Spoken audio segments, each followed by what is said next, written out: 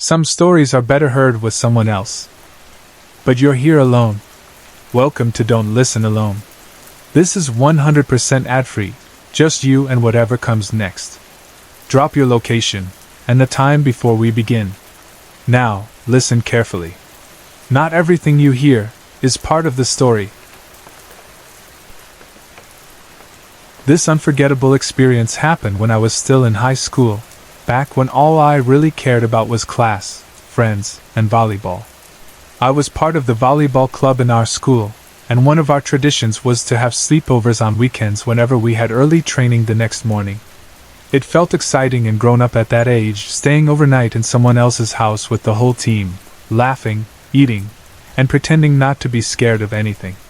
That particular weekend, we planned to spend the night at our teammate's house.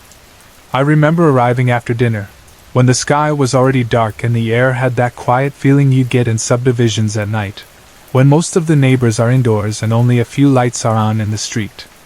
I walked toward their gate, still thinking about practice, about our drills, and also about the fun I knew we were going to have staying up late. But as soon as I came close to the house, something I could not explain began to bother me. It felt like the atmosphere around their place was different from the houses beside it. It seemed heavier, darker, as if a shadow or a dark cloud was hanging over it even though the sky above was the same as everywhere else. It was not something I saw with my eyes clearly, but it was something I sensed, like the air itself was thicker and colder in front of that gate compared to the street where I had just walked. For a moment I paused and felt a little uneasy, like something inside me was whispering that something was not right with this house. But then I heard laughter bursting from inside, loud and genuine, the kind of deep laughter that comes from a group of teenage boys joking around and teasing each other. The familiar sound pulled me back to normal. I told myself not to be dramatic, that I was just tired or imagining things, so I pushed the strange feeling aside, opened the gate, walked in, and joined the noise and warmth inside the house. When I stepped into the living room, the mood was the complete opposite of what I had felt outside. The guys were already there, throwing jokes, playing around with the music, shoving each other, and laughing so loud that it felt like the walls were vibrating. The TV was on, somebody had a speaker playing songs we liked, and our team captain was already acting like the parent of the group, shouting at us to behave while also laughing at the same time. Shoes were piled near the door, bags and sports gear were scattered on the floor, and the smell of food, deodorant, and sweat mixed in the air in a way that, strangely, felt comforting and normal to me. We spent a few minutes just messing around, talking about school, teasing each other about crushes, and making fun of small mistakes from training. The more I listened to them and joined in the conversation, the more that eerie feeling from outside faded into the background. After a while, somebody suggested that we buy a few bottles of beer to help us relax and get sleepy earlier, since we had to wake up before sunrise for training the next day. At that age, even a few bottles seemed like a big deal, like a secret bit of rebellion. Our team captain pretended to be strict but eventually agreed, saying we should not overdo it because we still had to perform well the next morning. 2 of our trainees volunteered to go out and buy 4 bottles from a nearby store. While they were gone, we continued to joke around, and the conversation got louder and more playful. When they came back bringing the bottles, we all gathered around a low table in the living room.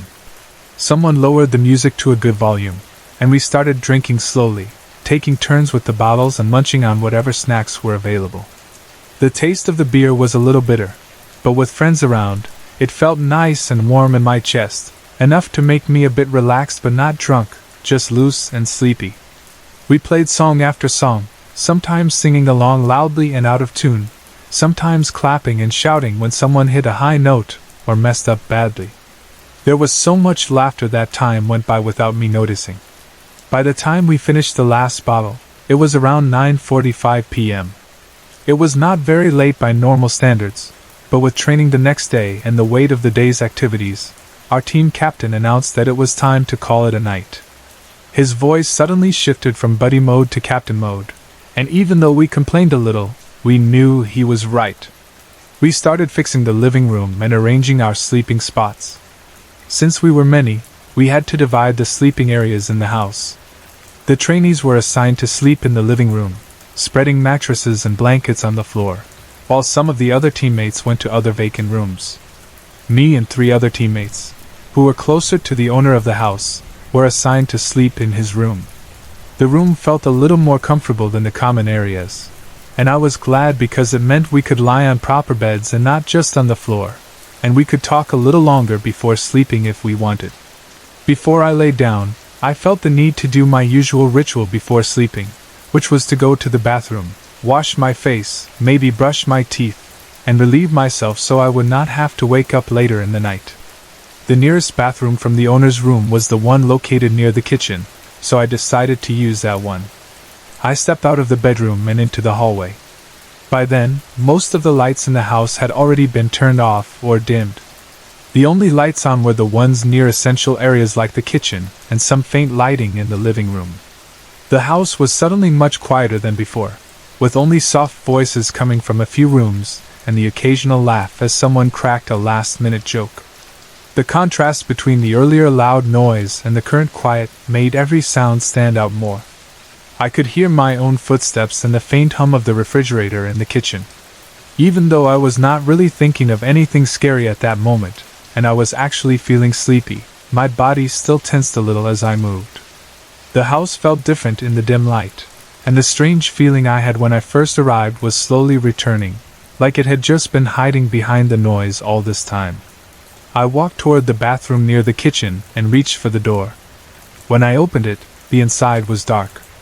There was no light from a window because the bathroom was enclosed, so the only way to see anything was by turning on the switch. But before I could find the switch, my eyes caught something that made my heart stop for a moment. In the darkness of the bathroom, near the shower area, I could see a dark figure standing and facing the wall. It was like a human-shaped shadow, slightly darker than the surrounding darkness, with its back turned to me. I could not make out any details like clothes or hair or face.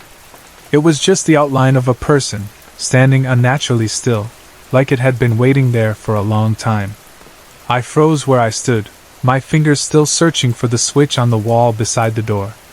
My mind tried to reason with what I was seeing. I thought maybe one of my teammates was playing a prank, standing there to scare whoever would come in. But the figure did not move or react when I opened the door. And there was something about its stillness that did not feel like a person holding their breath. Panic rose in my chest, making my heart beat louder. I hurriedly ran my hand along the wall until I found the light switch and, without hesitating, flicked it on. The light blinked and then lit up the bathroom fully. In an instant, the dark figure was gone. The shower area was empty, the curtain hanging still and the bathroom looking completely normal. There was no teammate, no prankster, no person standing there. I stood at the doorway for a moment, staring at the spot where I had just seen the figure. The tiles on the wall were plain, the floor was normal, and there was nothing that could have cast a shadow like that. I tried to tell myself that maybe my eyes had played tricks on me, that maybe the shape was made by clothes hanging on a hook or some dark object in the corner. But there was nothing there. Even if it was just a trick of the light, it did not explain why my body had reacted so strongly, with my skin feeling cold and my chest tight. I stepped inside hesitantly, still looking around, and decided to check properly. I walked toward the shower area and pushed the shower curtain aside, expecting maybe to reveal someone hiding behind it, waiting to shout, boo, and laugh at how scared I had been. But there was no one there. Only the cold tiles, the faucet, and the drain greeted me. As I stood there, trying to convince myself that nothing was wrong, I suddenly felt a cold wind pass through me. It was not like a typical draft of air from a window, because this bathroom did not have a big open window, and the door was still mostly closed behind me. The coldness seemed to go straight through my body, starting from my back, crawling over my spine and spreading out to my arms and legs. Every hair on my skin stood up, and I felt a sudden chill that had nothing to do with the temperature of the room. I turned around quickly to see what caused it, and as I did, I saw the same kind of dark shape again, but this time it was no longer in the shower area. It was already moving out of the bathroom, as if it had just slipped past me without touching me physically but still making its presence felt. I watched, frozen, as the shadowy figure headed straight toward the door leading to the backyard. The backyard door was closed, but the shadow did not stop or slow down. It simply continued forward and passed right through the door without opening it, like the door was not even there. There was no sound of a knob turning, no creak, no sign of any physical interaction. It was like watching smoke move through a solid surface, but the thing I saw had a clearer shape than smoke, something more defined, more human-like. Every part of me wanted to run away, to go back to the room and hide under the blanket, but something in me also wanted to know if what I saw was really as impossible as it looked. I gathered what courage I had left and walked toward the door where the figure had disappeared. My hand reached for the doorknob, but as soon as my fingers touched it, a strange sensation spread over my whole body. It was as if tiny needles were pricking my skin all at the same time, not painfully, but sharply enough to make me shiver and feel like all the hair on my body stood even higher. The coldness I had felt earlier suddenly intensified around me, and the air felt heavier, making it a bit harder to breathe normally. For a moment I almost let go of the doorknob and ran, but a part of me still pushed to see what was on the other side. I turned the knob and opened the door slowly. Instead of the usual dim light from outside or the sight of the backyard, all I saw was darkness. It was not the kind of darkness that your eyes adjust to after a few seconds. It was thick, pitch black, as if someone had erased everything beyond the frame of the door. No outline of trees, no wall, no moonlight, nothing at all. It felt like a wall of darkness that swallowed everything. My heart pounded even louder. The natural reaction in my body screamed that I should not step through, that I should not even stare too long into that blackness. It felt wrong, like the world beyond that door was no longer the same place we had been standing in an hour ago. Without wasting another second, I quickly closed the door, my fingers shaking on the knob. I turned away from it, and almost rushed back to the sink area. I forced myself to focus on my original task, did whatever I needed to do in the bathroom as fast as I could, and tried not to look at the backyard door again. My hands still shook a little as I washed my face and finished my small ritual. As soon as I was done, I went out of the bathroom and headed straight back to the room where my teammates were. I did not say anything to anyone about what I had seen and felt. I did not know how to start, and I was scared that they might think I was overacting or imagining things because of the few drinks we had earlier. I knew in myself that the beer was not strong enough to make me hallucinate. I only had a few shots, just enough to make me a bit warm and sleepy, but my mind was clear. Even with that, I chose to keep quiet that night. Back in the room, the lights were still on.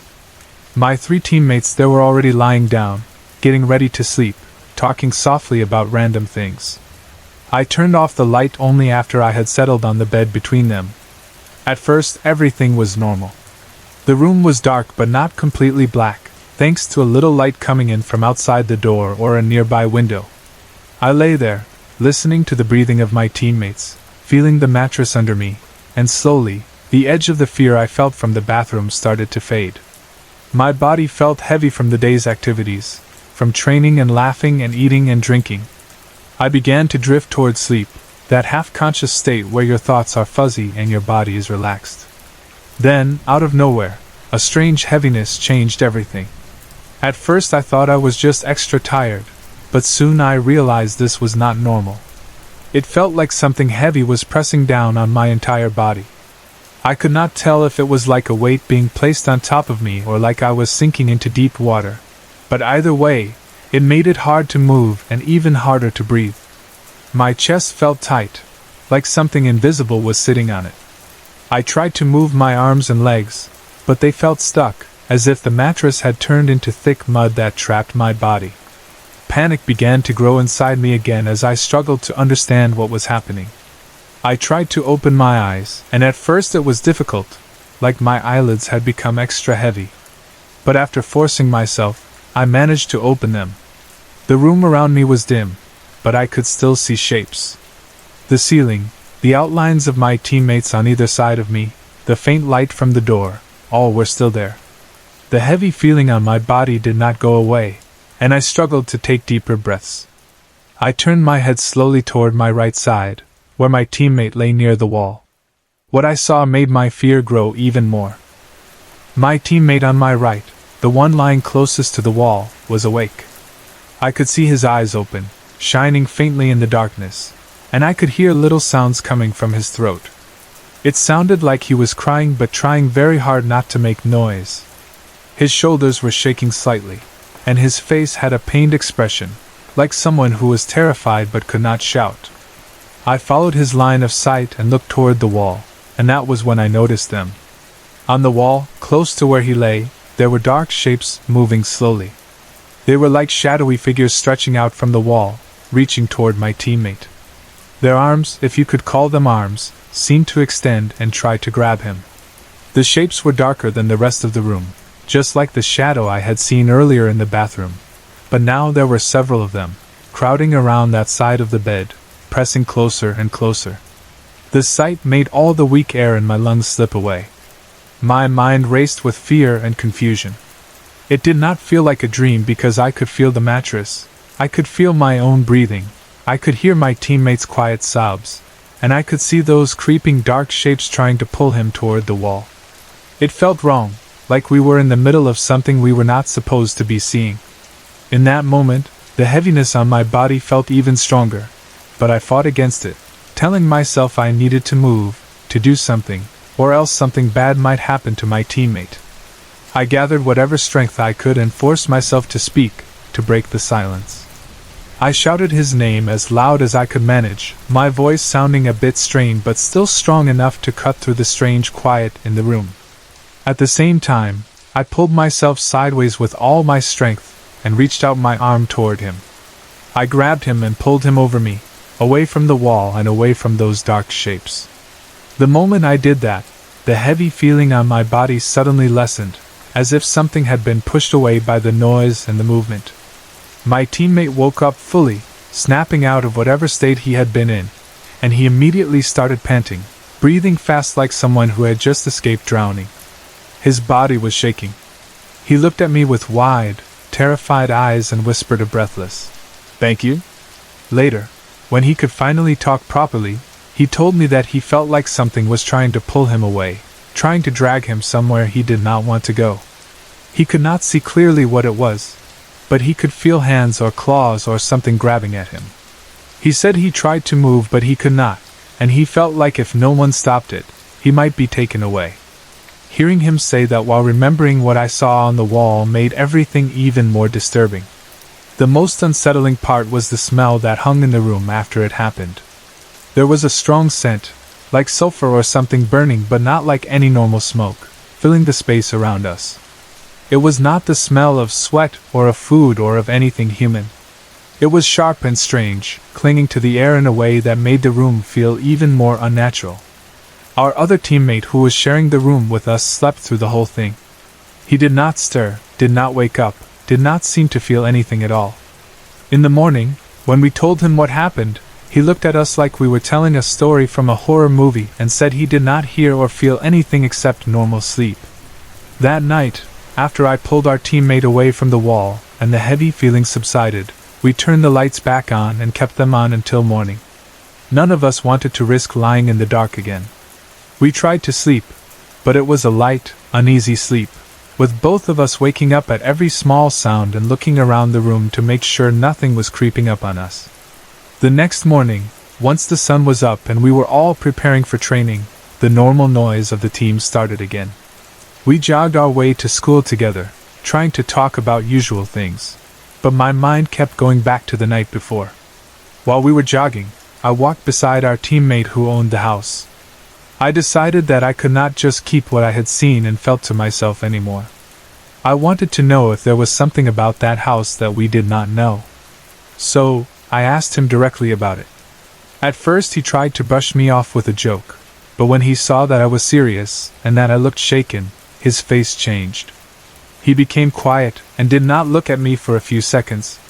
It was clear that he was uncomfortable about the topic. I pressed a little more, telling him that we had experienced something strange, about what I saw in the bathroom, what happened in the room, and what my teammate felt.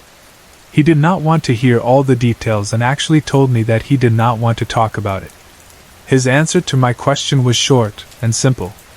When I asked him to tell me at least one thing about the house, he just said one word: haunted. He said it in a flat tone, like it was a fact he had accepted but did not want to discuss further.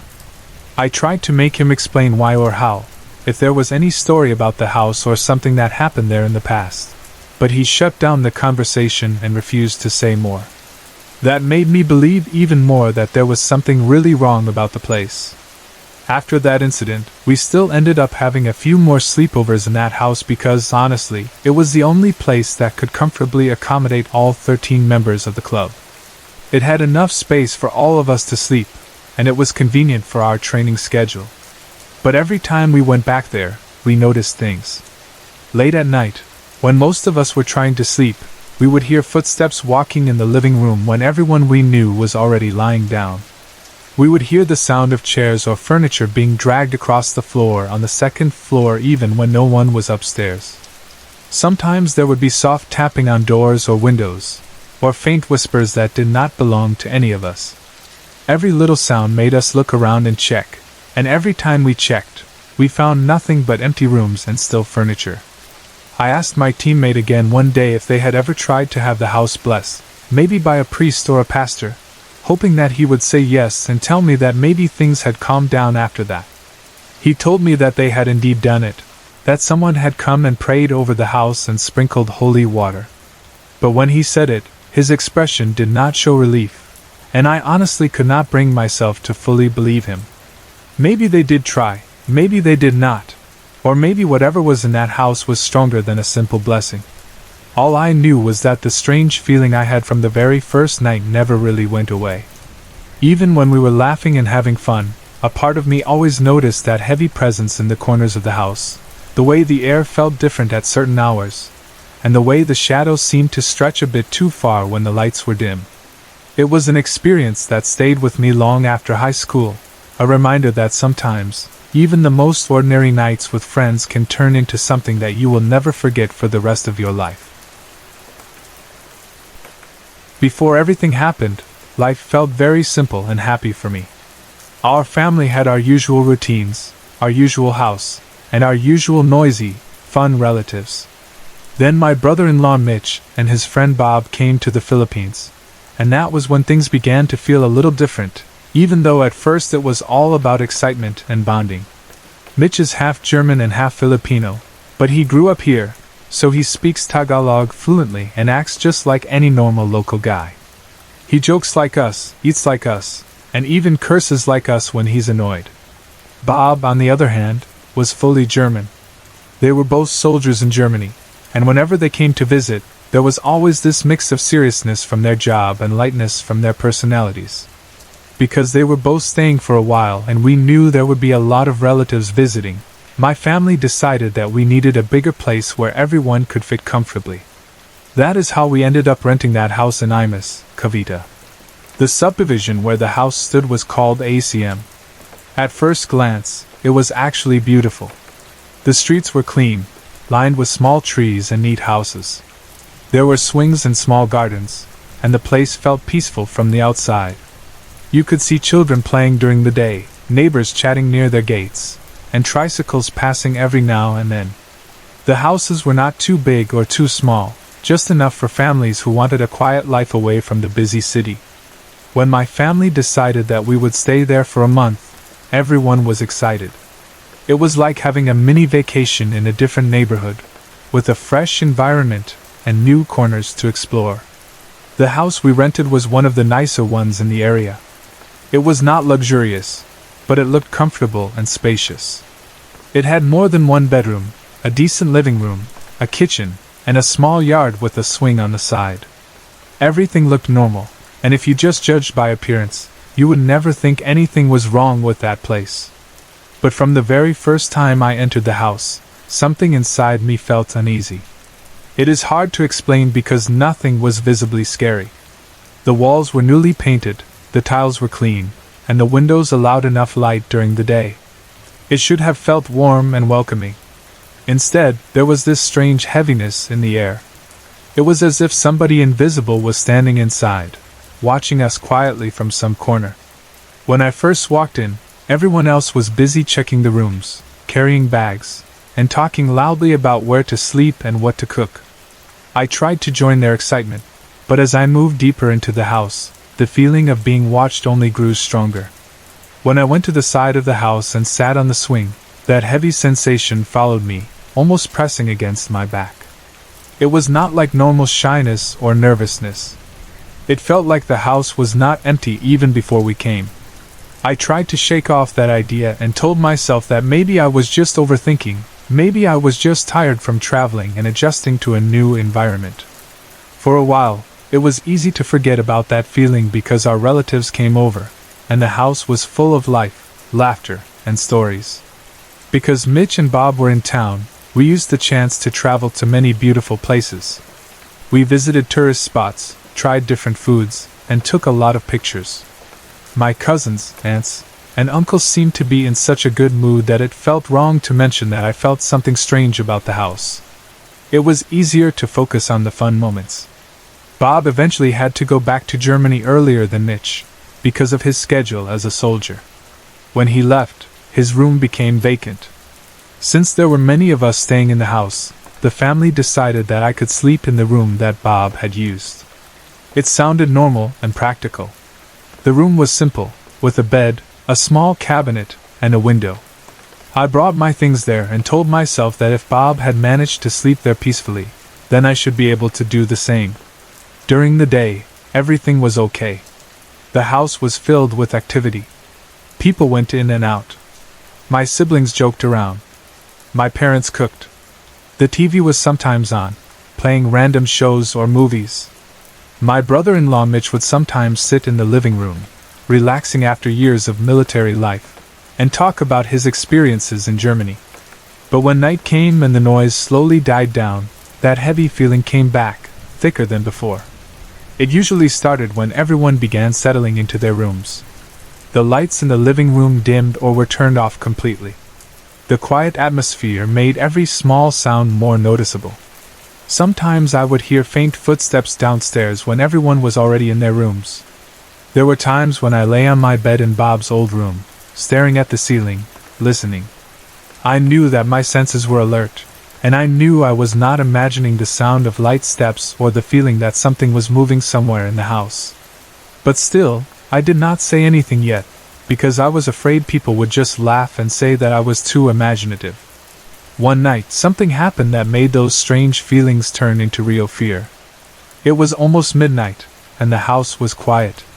My sister called out to me from her room and asked me to go downstairs to get her cell phone. She had left it in the living room or somewhere near there. I got up from my bed and opened my door. The hallway was dim, but I could still navigate it because I was already familiar with the layout. I made my way down the stairs slowly. I could see the shadows of the furniture and the faint outline of the sofa in the living room.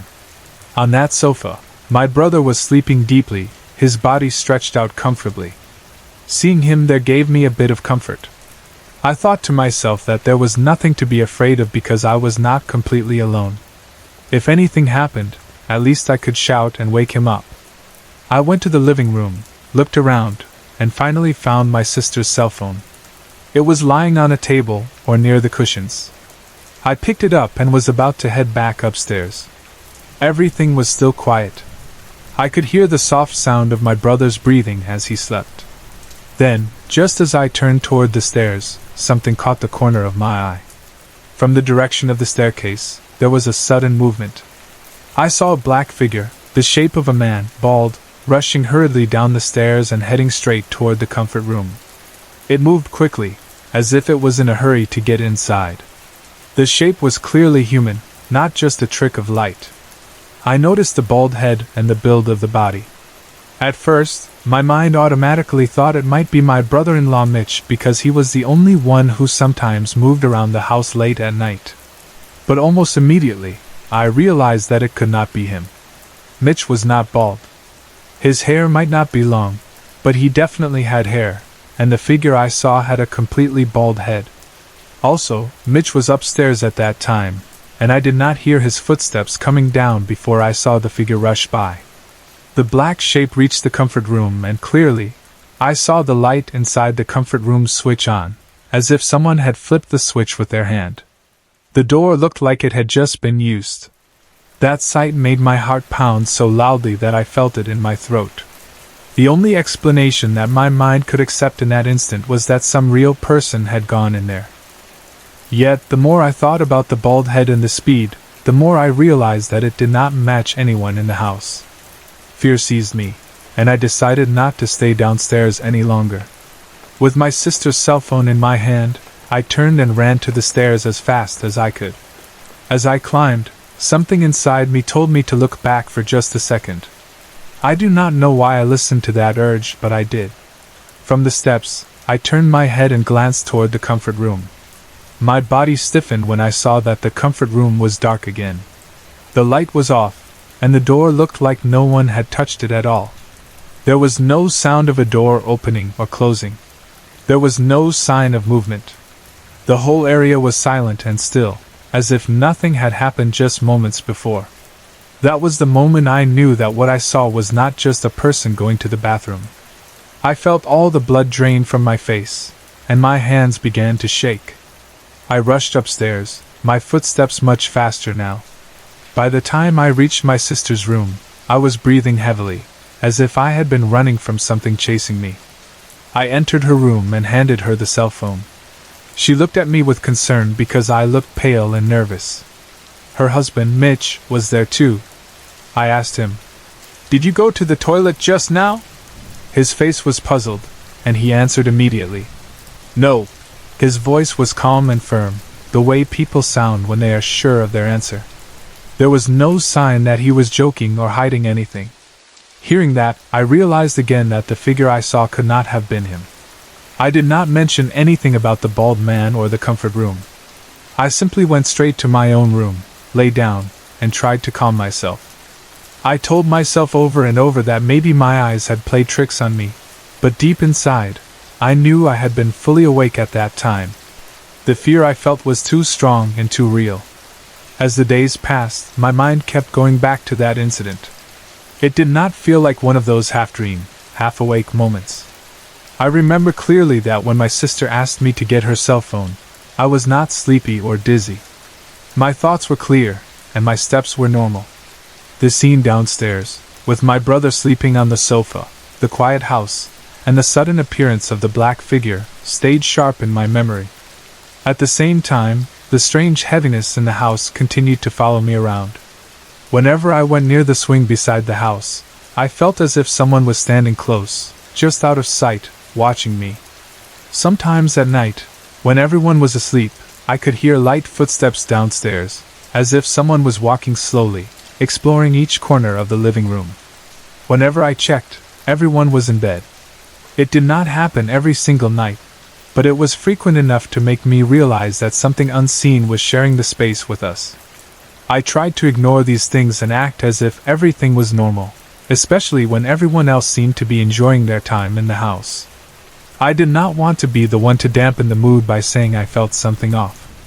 But one night, something happened that involved other people, and that was what finally convinced me that I was not the only one sensing that there was something wrong with that house. One night, I was sleeping in the room together with some of my relatives.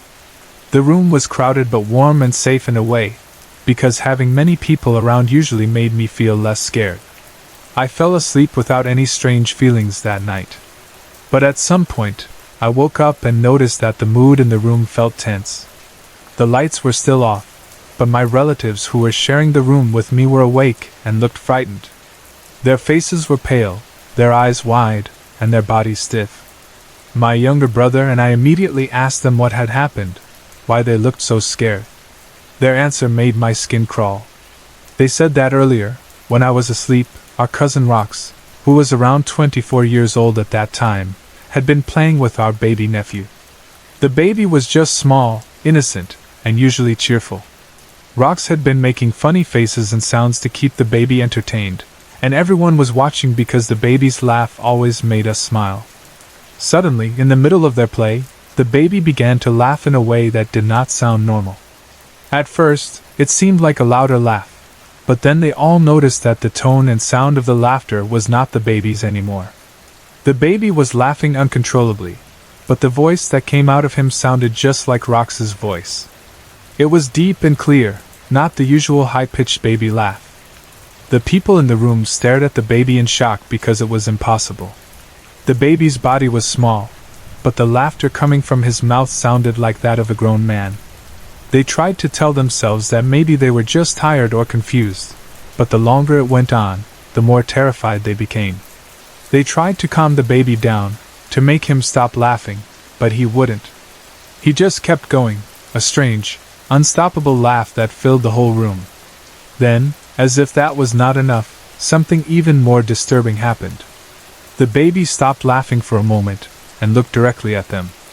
As they watched, they saw his iris, the colored part of his eyes, turn white. His eyes did not roll upwards like when someone faints or acts possessed in movies. Instead, the iris itself simply turned white, making his eyes look unnatural and frightening. It was as if the normal color disappeared and was replaced by something empty. His lips curled into a grin, and the expression did not look like something a baby would make. It looked twisted, almost mocking. The room was suddenly filled with fear. They did not know what to do. It was like the baby was there physically, but something else was controlling his body, his voice, and his eyes. After a couple of minutes that felt like hours to them, the baby finally stopped laughing. His eyes slowly went back to normal. His face relaxed, and he looked like himself again, an innocent baby with no memory of what had just happened. His grandmother, my aunt, rushed to pick him up and hugged him tightly, as if to protect him from something she could not see. Everyone else in the room was still shaking. They did not shout or make noise because they were too stunned and confused. They looked at each other, unsure if they had all seen the same thing.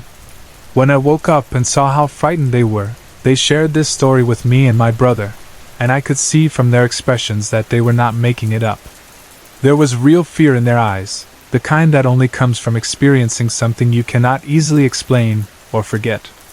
Because of what happened, and the way my aunt instinctively tried to protect the baby, she decided to switch sleeping arrangements. Previously, she and the baby had been sleeping on the floor beside our bed while my younger brother and I occupied the more comfortable spots. After that night, she insisted that we exchange places. She wanted the baby to sleep in a safer position, one that felt more secure to her. My younger brother and I agreed without any complaint. We moved to the floor, while my aunt and the baby took the place we had been using earlier. It was such a small act of sacrifice, but it showed how deeply worried she was about her grandchild. She did not want him to be vulnerable again to whatever had taken over him that night. When I put all these things together, the heavy feeling in the house, the footsteps at night, the black bald figure I saw rushing to the comfort room, the lights mysteriously turning on and off, and the terrifying incident with the baby's laughter and changing eyes, I knew that the house in ACM was not just an ordinary rented place. Something else was living in it, something that did not belong to our world. At first, I kept everything to myself, especially the part about the bald figure, because I was afraid that people might think I was exaggerating or just scaring myself. But after hearing the story from my relatives and seeing how shaken they were, I realized that I was not alone. They, too, had felt and witnessed things that could not be explained by tiredness or imagination. When I tried to remember the very first day we set foot in that house, it made sense in a sad and frightening way. That heavy sensation when I first stepped through the door, the feeling of eyes following me to the swing beside the house, the strange silence that sometimes fell over the rooms even when people were present, all of these were early signs that the house already had unseen residents. I also remembered hearing from someone, maybe from the neighbors or from the landlord's hints, that before our family moved in, the house had been empty for a while. There were also whispers that the previous tenants had left suddenly and did not stay long. Nobody gave clear reasons, but after what we experienced, I could guess that maybe they too had felt that something was wrong, and they chose to leave before worse things could happen. Thinking back now, the memory of that black figure running toward the comfort room still makes my heart race. I can still see the way it moved, fast and determined, and the way the light inside the bathroom turned on, and then mysteriously turned off again as if no one had been there. I can still see the baby's white irises in my mind when my relatives describe them, and I can still feel the fear in their voices when they talk about that night. We only stayed in that house for 1 month, but the things that happened there left a mark on all of us. It taught me that sometimes, no matter how beautiful a place looks from the outside, you can never truly know what kind of energy or presence is staying within its walls. And it reminded me that when your body feels that something is wrong, when you enter a place and suddenly feel heavy and watched for no reason, it might be better to listen to that feeling because sometimes it is not just your imagination. Back in 2012, when I was 11 years old and still more excited about vacations than anything else in the world, my family went on an outing that I will never forget, not because of the pools or the fun, but because of something that happened that still makes my skin crawl when I think about it. It happened in a beautiful resort in Indang, Cavite, the kind of place people usually go to for relaxation and family bonding. The resort was famous for having 11 different swimming pools, all filled with flowing water that, according to what people said, came from a river somewhere nearby. I am not completely sure if that is true, but what I do remember clearly is that the water in the pools never seemed still, it always moved gently as if coming from a natural source. We went there during vacation time, and almost all of my relatives from my mother's side joined the trip. There were my mother's siblings, my aunts and uncles, my cousins, my nephews and nieces, and even some relatives from my brother-in-law's side, because he was the one who treated everyone and organized the outing. The resort was full of laughter and noise the moment we arrived, even though it was already dark. We reached the resort around 5 or 6 in the evening, and by that time the sky was already dim, the last traces of sunlight disappearing behind the trees. The entrance of the resort had that typical provincial feel, with big trees, a little office or counter area, and pathways leading to different cottages and pools. The air smelled like wet soil, chlorine, and food from other families who were already staying there. Even if it was dark, there was a festive atmosphere, full of voices, music, and splashing sounds from those still swimming. As soon as we arrived, my brother-in-law Michael went straight to the counter to arrange our stay. He asked the staff if there was a room and a cottage available for us because we were planning to stay there for 2 days and 1 night, and since we were a big group, we needed a proper place to keep our things and to sleep. The man at the counter said that all the rooms were already occupied. We were a bit disappointed because the idea of staying overnight without a proper room seemed uncomfortable, especially for the babies and the older people. But then, after a short pause, the man suddenly changed his answer and said there was still 1 room left. He did not sound excited about it, though. It was more like he was forced to mention it, as if he wanted to hide the fact that the room existed. While he was guiding us towards that room, I noticed that he looked uneasy. His shoulders were a bit stiff, his steps were hesitant, and his face showed a kind of nervousness that did not match the usual behavior of resort staff who want guests to feel welcome. He kept glancing at the room as if he was afraid to get too close to it. When we reached the door, instead of opening it himself like a normal staff member would, he handed the key to Jimmy, who is my cousin's husband, and told him to open it. That alone was strange, because usually staff members are the ones who unlock the doors to show the guests inside, but this man seemed like he could not wait to be done with it and step away. Jimmy took the key and tried to open the door. He inserted the key, turned it, and tried to push the door open, but it would not budge. At first we thought maybe the lock was rusty or the door was just stuck from not being used often. Jimmy, who was not a weak man, pushed harder. When that did not work, he tried kicking near the lower part of the door, thinking that it might loosen whatever was blocking it. Still, nothing happened. The door seemed almost glued to the frame, refusing to open even a little bit. We started to feel confused and a little embarrassed because we were all standing there watching him, hoping the door would finally give way, but it just refused. Then Michael stepped forward and told Jimmy to move aside for a second. Michael did not kick or push the door violently. He just tapped it with his hand, a simple, light tap, almost like knocking. The door suddenly swung open as if it had never been stuck in the first place. It opened too easily compared to how it had resisted when Jimmy had tried everything he could. For a moment, Everyone just stared at each other with that "What just happened?" expression, especially Jimmy and Michael. There was no logical reason for the door to be that stubborn 1 second and then open so smoothly the next, just because of a light tap. Even the man from the counter looked nervous, like he had expected something strange to happen. After the door opened, he did not step into the room or introduce anything. He just let us handle it, and left quickly as if he could not wait to get away from that spot. While the adults were dealing with the room situation, the rest of us, especially those who were already in their swimsuits and eager to enjoy the pools, went directly to the cottage that had been assigned to us.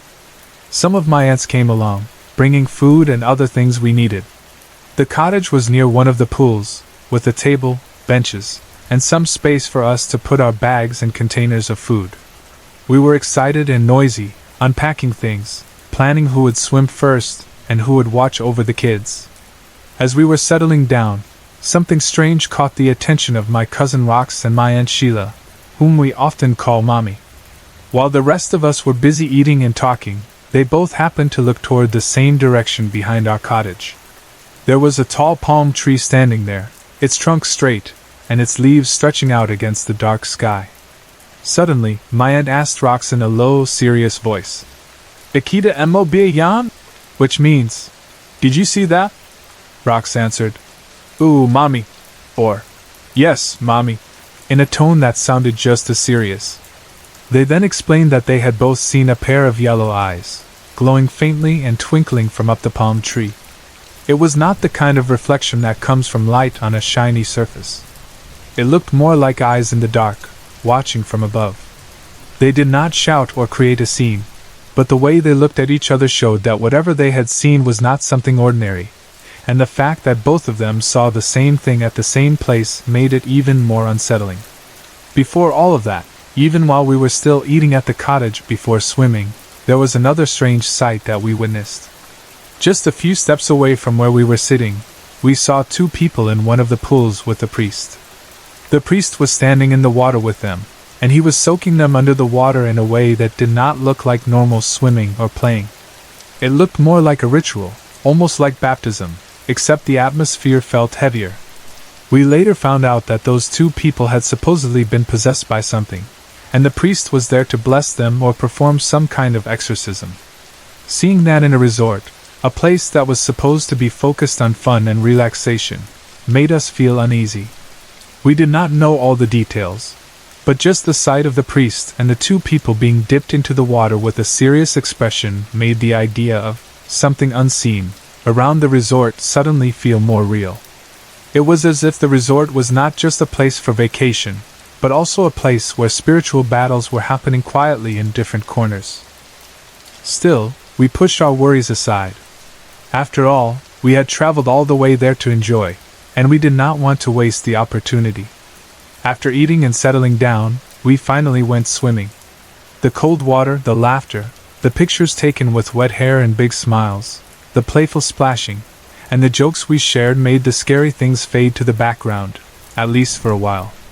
The children were happy, the adults were a bit more relaxed, and the whole family seemed to be enjoying the moment. We took photos near the pool, walked around the resort to see the different pools and views, and tried to make the most of our time. Eventually, late into the night, the elders told us to stop swimming, take a bath, and get ready to sleep because we still had another day ahead of us and everyone needed to rest. The boys, who probably did not mind the open air, decided to sleep at the cottage. They arranged themselves on the benches or on mats laid out on the floor area. Meanwhile, the girls, including me, along with the mothers and the babies, went to sleep in the room that had been opened for us earlier, the one with the strange door. Inside the room, the air felt different from the lively atmosphere outside. It was quieter, and the memory of how the door refused to open for Jimmy but opened easily for Michael lingered in my mind, though I tried not to think too much about it. We arranged ourselves as best as we could, with the mothers taking care of the babies and the rest of us finding whatever space was available. At some point, I fell asleep, surrounded by my relatives, feeling safe enough because there were many of us in the same room. The night passed without me remembering anything unusual happening while I slept. When I opened my eyes the next morning, I was surprised to find that I was alone in the room. All the other girls and the mothers with their babies had already left. I could hear faint sounds coming from outside, voices, footsteps, and the general noise of people starting their day. For a moment, I wondered why no one had bothered to wake me up. I got up from where I was lying, still feeling a bit groggy, and decided to open the door so I could join the others and find out what was happening outside. Just as I was about to open the door, it suddenly swung inward, and I nearly bumped into my Aunt Joy, who was standing right outside. Her expression was serious, and she told me to get out of the room. Behind her, I saw my cousin Robbie, who was in his 20s at the time, crying. He was not just tearing up lightly. He was really crying in a way that showed deep fear or shock. Beside him were Rox, my sister Save, Michael, Jimmy, Jimmy's wife Ning, and our Aunt Sheila. All of them looked shaken, their faces pale and their eyes wide with a mixture of fear and disbelief. It was obvious that something had happened while I was still asleep in the room. I stepped out, confused and a little scared, and joined the rest of them outside as they moved away from the room. While the adults and older cousins were talking among themselves with serious faces, I went to my younger cousins and asked them what had happened, because they usually explained things to me in simpler words. They told me that something strange had happened to Robbie during the night. Apparently he had a dream, but it did not feel like an ordinary dream to him.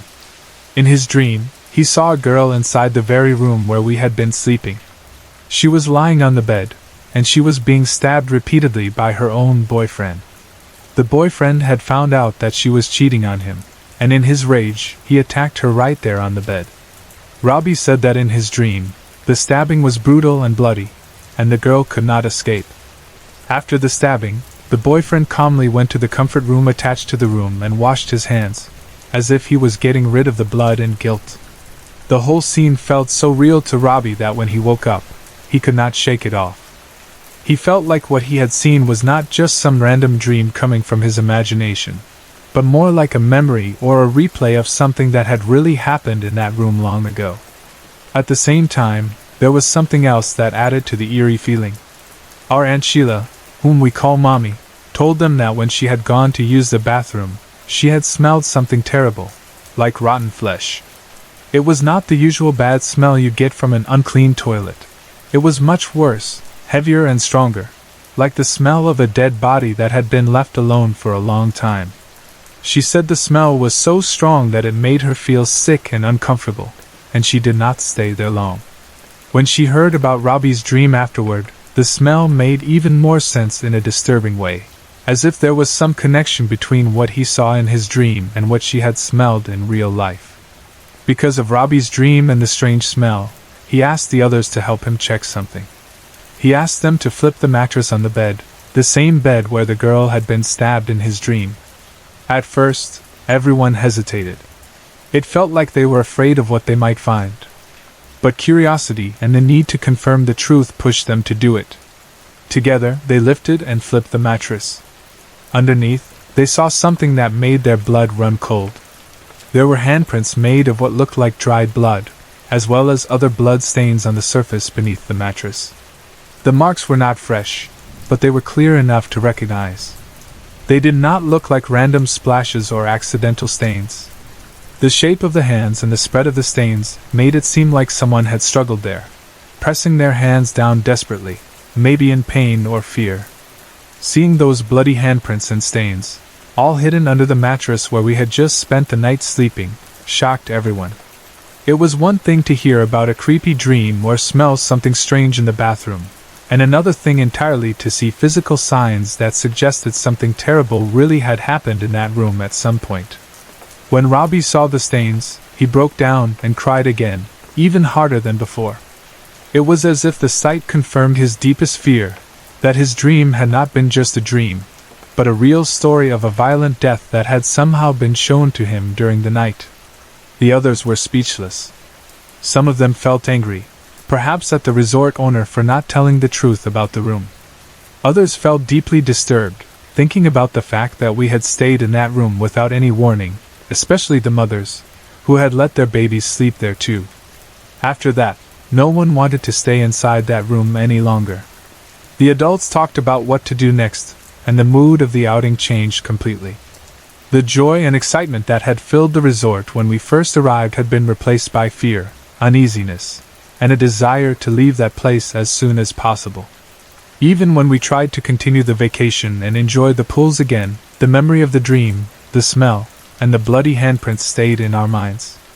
The resort, which looked beautiful and peaceful from the outside, now felt like a place holding dark secrets beneath its walls and under its mattresses. For me, as an 11-year-old at that time, the experience was deeply scary but also unforgettable. It made me realize that just because a place looks nice and fun on the surface does not mean nothing bad has ever happened there. Sometimes, the past leaves marks, and sometimes, those marks find a way to show themselves to the living, especially to those who are sensitive enough to see, smell, or dream them. I still remember that deployment as if it happened yesterday, even though many years and many ordinary days have passed since then, and I have gone back to living a normal life far away from jungles, radios, and rifles. At that time I was young, full of a kind of stubborn pride, and proud to be serving in the military. I was assigned to the southern part of the country, in a place that had seen more than its share of fighting and bloodshed. The land that carried a heavy feeling, even when it looked quiet. People used to say that every hill, every tree, and every bend in the river had heard gunshots and cries in the night from battles between the government forces and the Muslim insurgents who had been fighting in that region for years. When I first arrived, I was not sent straight to the front lines. My initial assignment was at our battalion headquarters, doing administrative work. I handled paperwork, helped with reports, and sometimes assisted with organizing logistics. It was not glamorous, but it was important, and I got used to the steady rhythm of office life inside a camp. Still, even from HQ, you could not fully escape the reality of the conflict. We constantly heard radio messages from units out in the field. We saw wounded soldiers arrive in trucks or ambulances. Sometimes we attended funerals. The sound of distant gunfire was not uncommon at night. The area was beautiful in its own way: green fields, rolling hills, coconut trees, and small villages, but there was always a kind of tension in the air, a reminder that we were in a place where people had died and could die again at any moment. After some months, my name came up on the list for rotation to a line company, a unit that spent more time outside the camp on patrol than behind desks. I remember feeling a mixture of fear and excitement. Part of me wanted to see real action, like many young soldiers do, even though I knew that real action also meant real danger. Another part of me was anxious because I had heard enough stories to know that life in the bush was no joke. When I joined my new company, I was assigned to a platoon that often went on patrols, whether to escort convoys, secure villages, or verify intelligence reports about enemy movements. From then on, our days were filled with long walks, heavy packs, the constant weight of our rifles, and the routine of setting up perimeters, cooking simple meals, sleeping on the ground, and staying alert even when tired. We moved through forests, grasslands, hills, and small communities, always watching for signs of the enemy. Patrols in that region usually lasted around 3 days. We called it humping in the bush, because most of the time we were just walking and walking, sweating under the sun or getting soaked in the rain, listening to the sounds of insects and birds and the occasional rustle from the undergrowth. Sometimes nothing happened and the enemy never showed up. Sometimes there were brief clashes. Other times, the danger came from hidden land mines or ambushes. We tried to stay disciplined, follow orders, and look out for each other. One particular patrol stands out in my mind more than any firefight or explosion. It started like many others, with an intelligence report. Our unit received information that there had been sightings of armed men believed to be Muslim insurgents moving through an area within our battalion's responsibility. The order came down for our platoon to go out and verify the report, gather more information, and if possible, engage or at least track the enemy. We prepared our gear, checked our weapons, and listened to the briefing given by our platoon leader. We studied the map, memorized landmarks, and listened carefully to the estimated positions and directions of the suspected enemy. Then we moved out. On the first day of the patrol, nothing unusual happened. We moved in formation, sometimes single file when the terrain was narrow, sometimes more spread out when crossing open ground. We passed by a few scattered houses and small farms. Some villagers watched us quietly. Others gave us small nods or avoided eye contact. The sun was hot during the day, and the nights were cool and full of the sounds of crickets and frogs. We took turns on guard duty while the others tried to rest. We were tired, but it was the kind of tired we were used to. On the second day, we continued following the leads that had been given to us. We moved deeper into the area where insurgents had supposedly been seen. The terrain became a little more rugged, with patches of thick bushes and trees, small uphill paths, and areas where the grass reached our waists. By then, our uniforms were damp with sweat and dust stuck to our boots. Still, we remained focused. Around late afternoon, while we were still in the field, new information came through our radios. Our platoon leader received an updated intelligence report saying that the enemy group we had been trying to locate had already moved out of the area. According to the report, they were possibly on their way to another island. In other words, the main reason for our patrol was gone. We were then ordered to pull back and prepare to return to base. Even though we were tired, we would have preferred to move earlier in the day, but orders were orders, and by the time the pullout was decided, it was already very late in the afternoon. The light was starting to fade, but it was not yet completely dark. There were still traces of daylight, that kind of gray and soft light that happens between day and night when shadows stretch longer and the sky starts to turn a deeper shade. Our platoon leader radioed the request for transport to pick us up. Usually, when we stayed out in the field and then got called back, trucks or other vehicles would be sent to a prearranged point where we would link up and then return to company headquarters.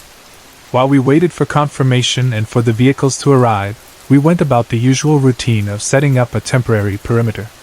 Some of us took positions facing outward, watching different directions to make sure no one could sneak up on us.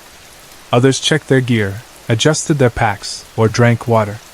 I remember the feeling of wanting to relax but forcing myself not to, because until we were safely back on the trucks, we were still out in the open, still exposed. We were in the process of settling into our temporary positions when one of the men pointed something out. At a distance of about 150 meters, a lone figure was spotted. It stood in an open area, far enough that we could not see details clearly with the naked eye, but close enough that we could tell it was shaped like a person. Immediately, all thoughts of rest or boredom vanished. Our training kicked in. We had to identify if the figure was friendly, like a villager, a soldier from another unit, or someone lost, or if it was an enemy, or a possible spotter for an enemy group. Our platoon leader studied it through his binoculars, then made a decision. He motioned for 2 squads, including mine, to move downrange and flank the figure while the rest of the platoon maintained the perimeter and covered us. The intention was to approach the figure from 2 sides, to get closer without exposing ourselves too much, and to find out exactly who or what it was. We moved out carefully, staying low, using any available cover, bushes, small trees, uneven ground, to break our silhouette. We did not talk but communicated through hand signals and quiet, practiced movements. The rustling of the grass, the light crunch of leaves under our boots, and the faint sounds of the wind were the only noises we could hear, aside from our own breathing and the beating of our hearts. At first I thought it was just a person walking slowly, maybe someone from a nearby village. But as we continued to advance and got closer, I started noticing something that did not make sense. The figure did not seem to walk like a normal person. It did not move with the usual rhythm of someone taking steps. Instead, it seemed to glide. The legs did not appear to move in the natural pattern we are used to seeing. The body seemed to move forward smoothly, almost like it was sliding on ice, though the ground below was just grass and soil. At first I told myself that I was just imagining things.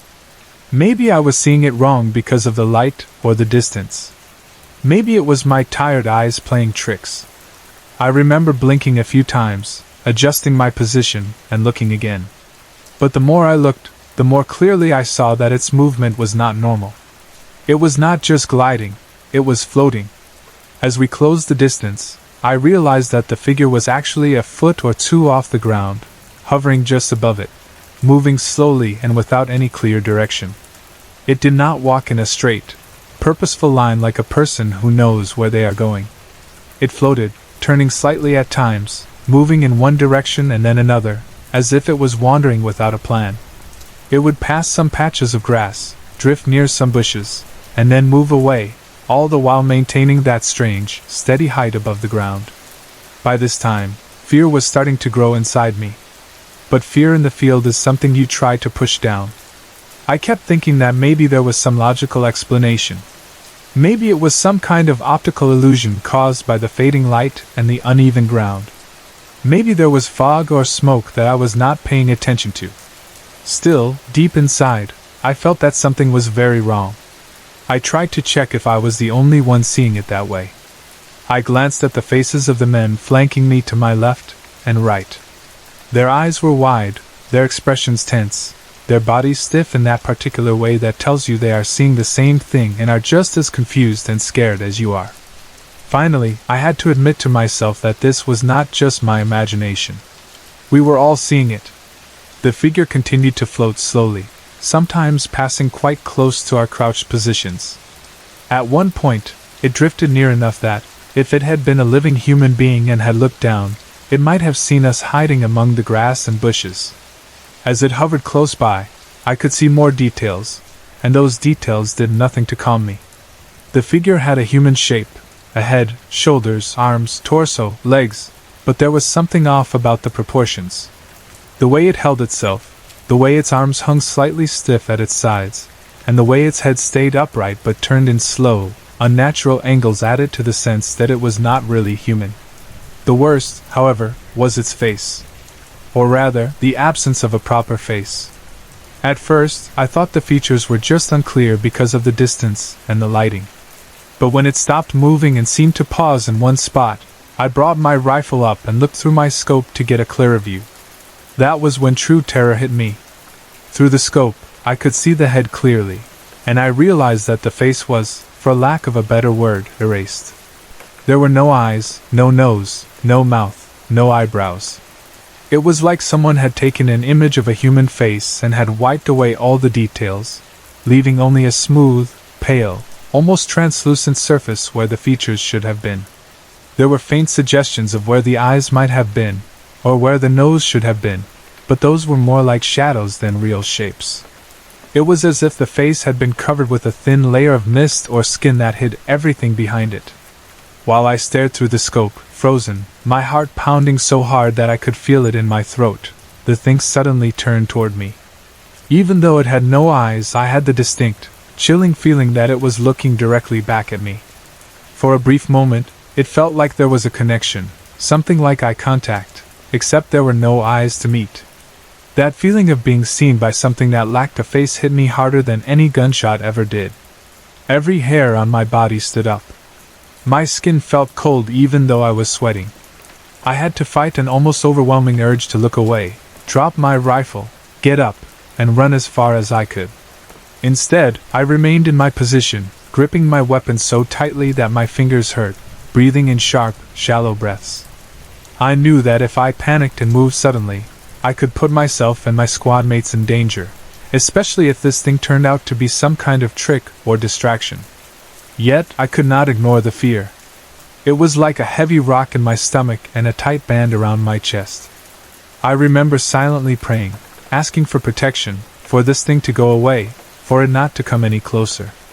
I could sense, without anyone saying a word, that my fellow soldiers were going through the same struggle, trying to remain calm and disciplined, while every instinct was screaming at them that this was wrong, unnatural, and terrifying. Then, without any warning, the apparition vanished. One moment it was there, floating a short distance away, its faceless head turned toward us, and the next moment it was simply gone. There was no gradual fading, no smoke, no flash of light. It was just there, and then it was not. The empty space where it had hovered looked completely normal, as if nothing out of the ordinary had ever occupied that spot. For several seconds, maybe even a full minute, none of us moved. It was as if our bodies needed time to catch up with what our eyes had seen and then no longer saw. My muscles were tense, my heart was still racing, and my mind was struggling to process what had happened. Eventually, a quiet command came through our radios from the platoon leader, ordering us to withdraw and return to the perimeter. His voice sounded steady, but there was a slight tightness in his tone that told me he understood something had happened, even if he had not seen it himself. We carefully pulled back to the position where the rest of the platoon was waiting. When we reached the perimeter, some of the others looked at our faces and knew that something was wrong. Our platoon leader asked us what we had seen. We took turns, in low voices, explaining that it was not a person, not an enemy soldier, not a villager, but something else, a floating figure with no face, pale and translucent, gliding over the ground and then disappearing. I watched his expression as he listened. There was no mocking, no dismissal, no laughter. Instead, he just nodded slowly. He did not seem surprised in the way I expected. He only said that he believed us. That simple admission made me feel both relieved and even more uneasy. If someone with his experience, who had been in that region longer than we had, believed us so quickly, it made me think that maybe things like this were not as rare as I had thought.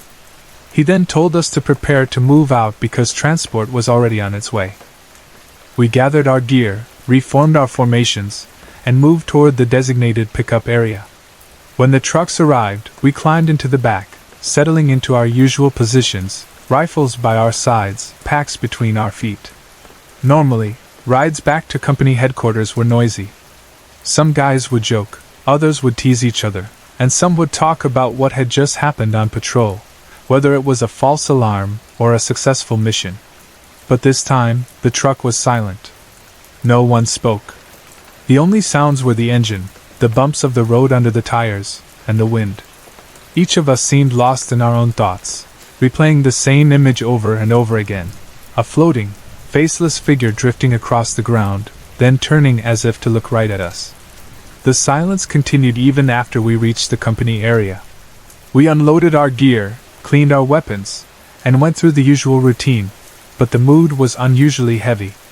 Later on, when we had more time to sit and talk quietly among ourselves, the men who had been sent downrange that day shared their personal experiences. What I found out disturbed me even more.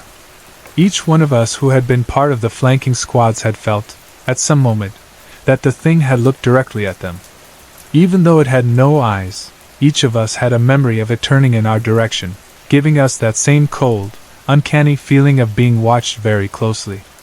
It was not just me, and it was not just a single angle. It was as if that faceless being had somehow seen each of us individually, one by one, even though it should not have been able to see at all. When our platoon leader heard that, he quietly told us that we should keep the experience to ourselves, at least officially. He did not want stories spreading around the company, turning into wild rumors that might affect the morale of the men or distract them during future operations. We understood. Soldiers already had enough to worry about: bullets, bombs, sickness, accidents. Adding ghosts or unexplained apparitions to the list could make some people unstable or overly frightened. So, we followed his instruction. We only discussed it among ourselves a few times, and even then, we did not talk about it loudly or in detail. Eventually, time passed, more patrols came and went, other dangerous situations happened, and I completed my service and left the military. Life moved on. I found myself far away from that island, with its jungles and battlefields and patrol routes, trying to live a normal life. Yet, no matter how ordinary my days became, I never forgot that afternoon. Sometimes, when I am walking alone at dusk, when the light is fading and shadows are long, a memory of that faceless figure suddenly comes back to me, as clear as if I were looking through my rifle scope again. The fear returns for a second, like a cold hand on the back of my neck. I remind myself that I survived, that nothing physically harmed us that day, that we made it back to base in one piece. But part of me also knows that what we saw was not something my mind invented. It was something that an entire squad of trained soldiers saw at the same time, something that moved against the rules of nature, something that did not fit into any category we had learned in training. I stayed silent about it for years, just as I was ordered to, not mentioning it to people outside the small group who were there with me. Only after I left the service and enough time had passed did I feel ready to talk about it. Even now, as I put the memory into words, I feel the old tension returning. I can still see that pale, floating body, that smooth, blank face turning toward me, and the way it vanished without a trace. Some people say that in places where many people have died, especially in violent ways, there are things left behind that we cannot explain. I do not know exactly what we saw that day, whether it was the spirit of someone who had died in those fields, a trick of the mind shared by many eyes, or something else entirely.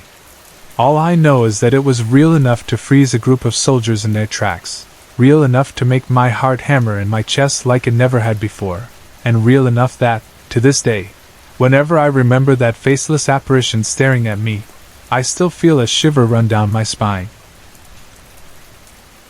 That morning started like any other normal morning in our house, the kind of morning where nothing feels special and you move around on automatic, not expecting anything strange at all. The light was soft because it was still early, the kind of pale brightness that comes through the curtains when the sun is up but not yet strong. I was in the kitchen doing the usual small things, washing a few dishes left from the night before and thinking about what to cook for breakfast. My mother was somewhere in the house moving around, and everything felt ordinary and safe. My younger sister had taken my daughter to the bathroom to give her a shower, because my daughter always liked it better when her aunt bathed her. They joked and played a lot, and it made bath time easier for everyone. The bathroom door was open, as it usually was when my sister bathed her, so that the steam would not build up too much, and so my daughter wouldn't feel trapped. I remember hearing the sound of running water and my daughter's small voice laughing and talking. Their voices were echoing a little in the hallway, just cheerful and noisy in the way that makes a house feel alive. At that moment, if you asked me, I would have said it was just a normal day, and that nothing unexpected would happen. I was not thinking about ghosts or spirits or anything like that. I was thinking about chores and bills and maybe what we would do on the weekend. Then, all at once, everything changed with one small reaction from my daughter. My sister told me later, and my daughter's story matched it perfectly. While she was bathing my daughter, with soap on her little arms and water running down her hair, my daughter suddenly stopped moving. The playful mood vanished in a second. She hugged my sister very tightly, arms wrapped around her neck, wet and slippery but clinging like she was scared for her life. My sister said she could feel my daughter's small heart beating fast against her, and she was so surprised that she froze for a moment and asked her what was wrong. My daughter, with her wet hair sticking to her forehead and water still dripping from her eyelashes, said something that made my sister's blood run cold. In her small, serious voice, she said that my grandfather and my father were sitting in our living room. She said it like a simple fact, not like she was imagining or playing some game. She said my grandfather was sitting on the couch, calm and still, and my father was standing next to him. My sister said that my daughter's eyes were not playful or silly at all. They were wide and a little frightened, like she was looking at something she didn't fully understand. At first, my sister's mind tried to go to the most logical explanation. She thought maybe my daughter was joking or just making up a story, because my daughter is usually very talkative, full of imagination, and likes to say funny or random things that don't always make sense. She is the kind of child who can talk to herself while playing, narrate her own games out loud, and create whole worlds in her mind. So naturally, my sister's first reaction was to think, "Oh, she's just playing again." But then she felt something different, something that made her question that quick assumption. The way my daughter held her, the way her voice shook a little when she spoke, the way she kept glancing past my sister's shoulder toward the direction of the living room, all of that felt wrong. It did not feel like the usual messy, funny stories that kids tell. It felt heavier, more serious, and full of a fear that you cannot easily fake at that age. There is one important fact that makes this even stranger, and that is what my sister remembered in that moment. Both the people my daughter said she saw in the living room are dead. My grandfather had died only a few weeks earlier because of old age. He had lived a long life, and while his death was sad for all of us, it was something we had slowly prepared ourselves for. He passed peacefully, and we had only recently finished all the wakes and prayers for him. My father, on the other hand, had been dead for 20 years already. He died in a car accident when I was only 5 years old. I grew up mostly with his memory, pictures, and stories, not with his physical presence. My daughter had never met him, never heard his voice, never felt his hand on her head. He died long before she was even born. For my sister, that was the strange part that stuck in her mind like a sharp nail. How could my daughter recognize my father? How would she know what he looked like well enough to say that it was him standing next to our grandfather in the living room? My sister was scared. She told me later that at that moment, in the bathroom, with a wet child clinging to her and talking about dead people sitting in our house, her hands actually began to shake. She said she tried to stay calm for my daughter's sake, because she did not want to make her even more afraid, so she just finished the shower quietly. She washed the soap off, turned the water off, wrapped my daughter in a towel, and carried her out of the bathroom as normally as she could, even though inside she said she felt like her heart was hammering in her chest. She did not confront my daughter right away with many questions.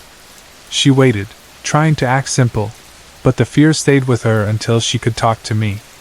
I first heard about it when my sister came to me with this very uneasy look on her face. It was not something small. I could tell from the moment I saw her eyes that this was serious. She sat down and told me exactly what my daughter had said in the bathroom and how she had reacted. While she spoke, I felt something cold run down my back. Part of me wanted to deny it immediately, to say that my daughter was just playing around like usual. But another part of me remembered the stories about children seeing things that adults cannot see, the way people say sometimes kids are more open to spiritual things. I also knew this was not the first strange thing in our family's life. I did not want to jump into fear, but I also could not just brush it aside after seeing how pale and shaky my sister still was. I decided I had to talk to my daughter myself. I wanted to know how she would explain it in her own words and if her story would match my sister's. So I called my daughter over. She came, looking a little tired and quiet after her bath. I sat her down near me and tried to talk to her gently so I would not frighten her further. I asked her what she had seen that morning. I did not suggest any names or anything. I just asked, "What did you see?" She told me the same thing my sister had told me earlier. She repeated clearly that she saw my grandfather sitting on the couch in the living room and my father standing next to him.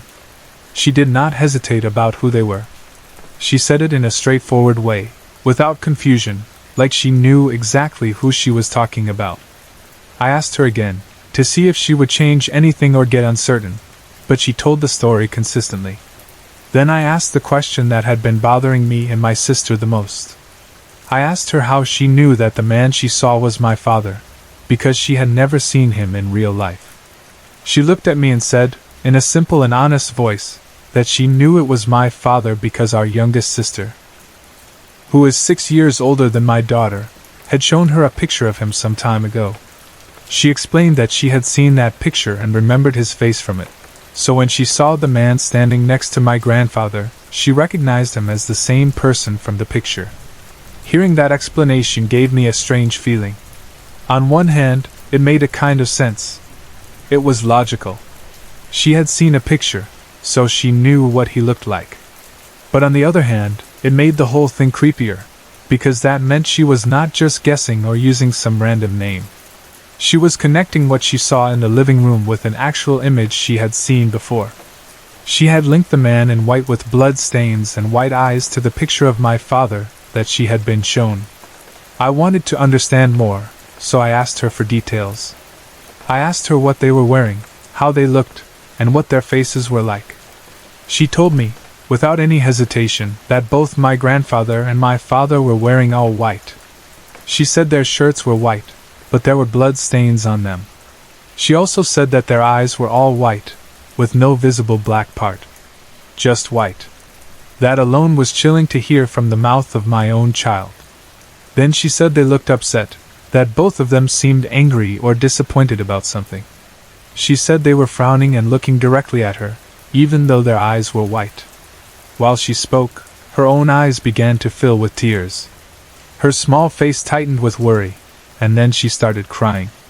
My heart twisted when she asked me, in that hurt, confused way that only a child can, why they had looked at her like that, why they looked upset. She wanted to know if they were angry with her and, if they were, what she had done wrong. She asked if she had made them mad and why they would be mad at her when she had never even met my father in real life and had only known my grandfather for a short time. Me, my mother, and my siblings who were there at the time just sat in silence for a few moments after hearing her questions. It was like all of us had been struck speechless. We looked at each other, but no one seemed to know how to answer in that first moment. How do you explain to a child why dead relatives might appear with blood-stained shirts and white eyes and angry faces? How do you deal with your own fear and confusion, while also trying to protect your child's heart and mind? 1,000 thoughts went racing through my head. I thought about my father's car accident, the blood, the suddenness of his death. I thought about my grandfather's recent passing, the fresh grief still heavy in the house. I wondered if they were really visiting, if their spirits were truly present, and if so, why they would look like that. I wondered if they were trying to send a message to us or if they were just appearing the way they died, still carrying the marks of their last physical moments. I also thought about mental explanations, about children's imaginations, about the effect of pictures and stories on young minds. But when I looked at my daughter's face, I saw not the empty fantasy of a playful imagination.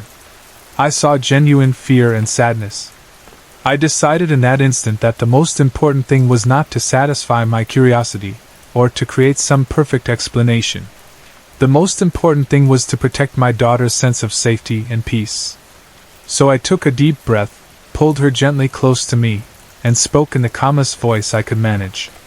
I told her that they were not upset with her. I told her that sometimes spirits or souls of people who love us come to visit, just to watch over us and make sure we are okay. I said that they might look serious, but it does not mean they are angry. I told her that my father, her grandfather, loved me when he was alive, and that now he would also love her because she is my child. I told her that my grandfather, her great-grandfather, had always been protective of his family, and that he would not come to hurt her. I said they were just watching over her like angels, like special protectors from above.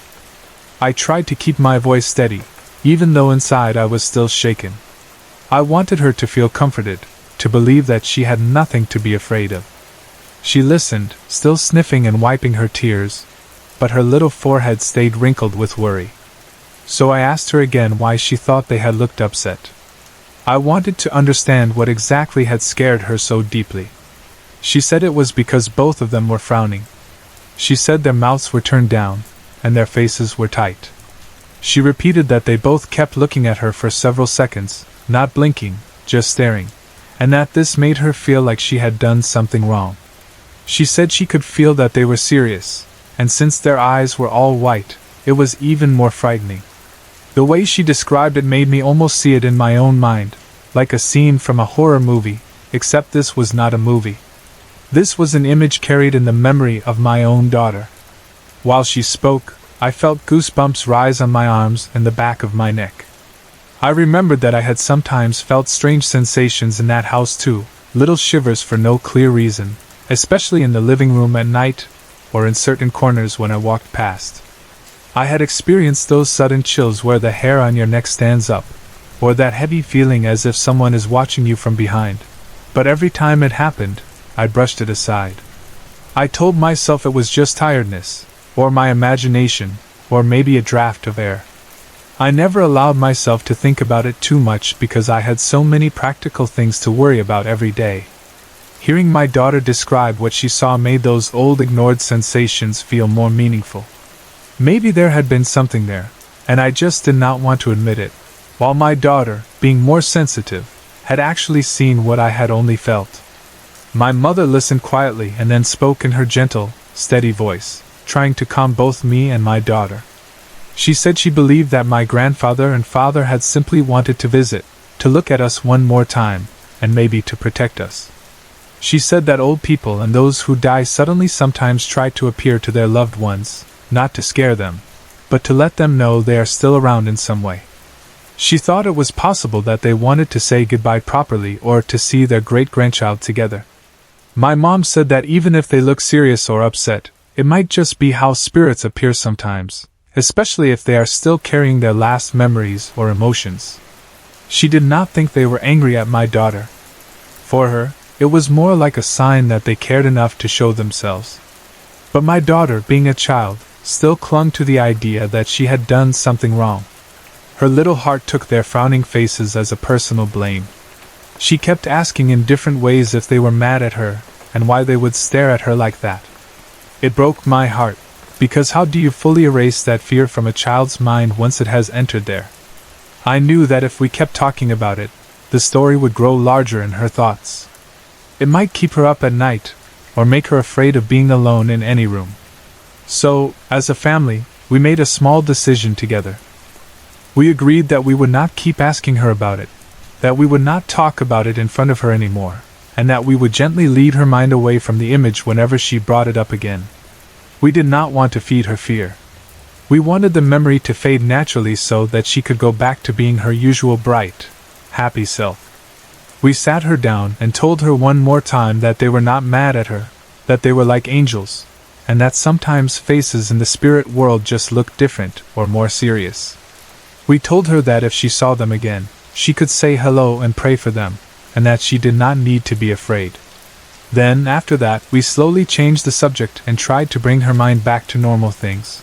Her toys, her favorite shows, her school, her friends. In the days and weeks that followed, we followed our agreement as a family. We did not talk about the encounter in front of her.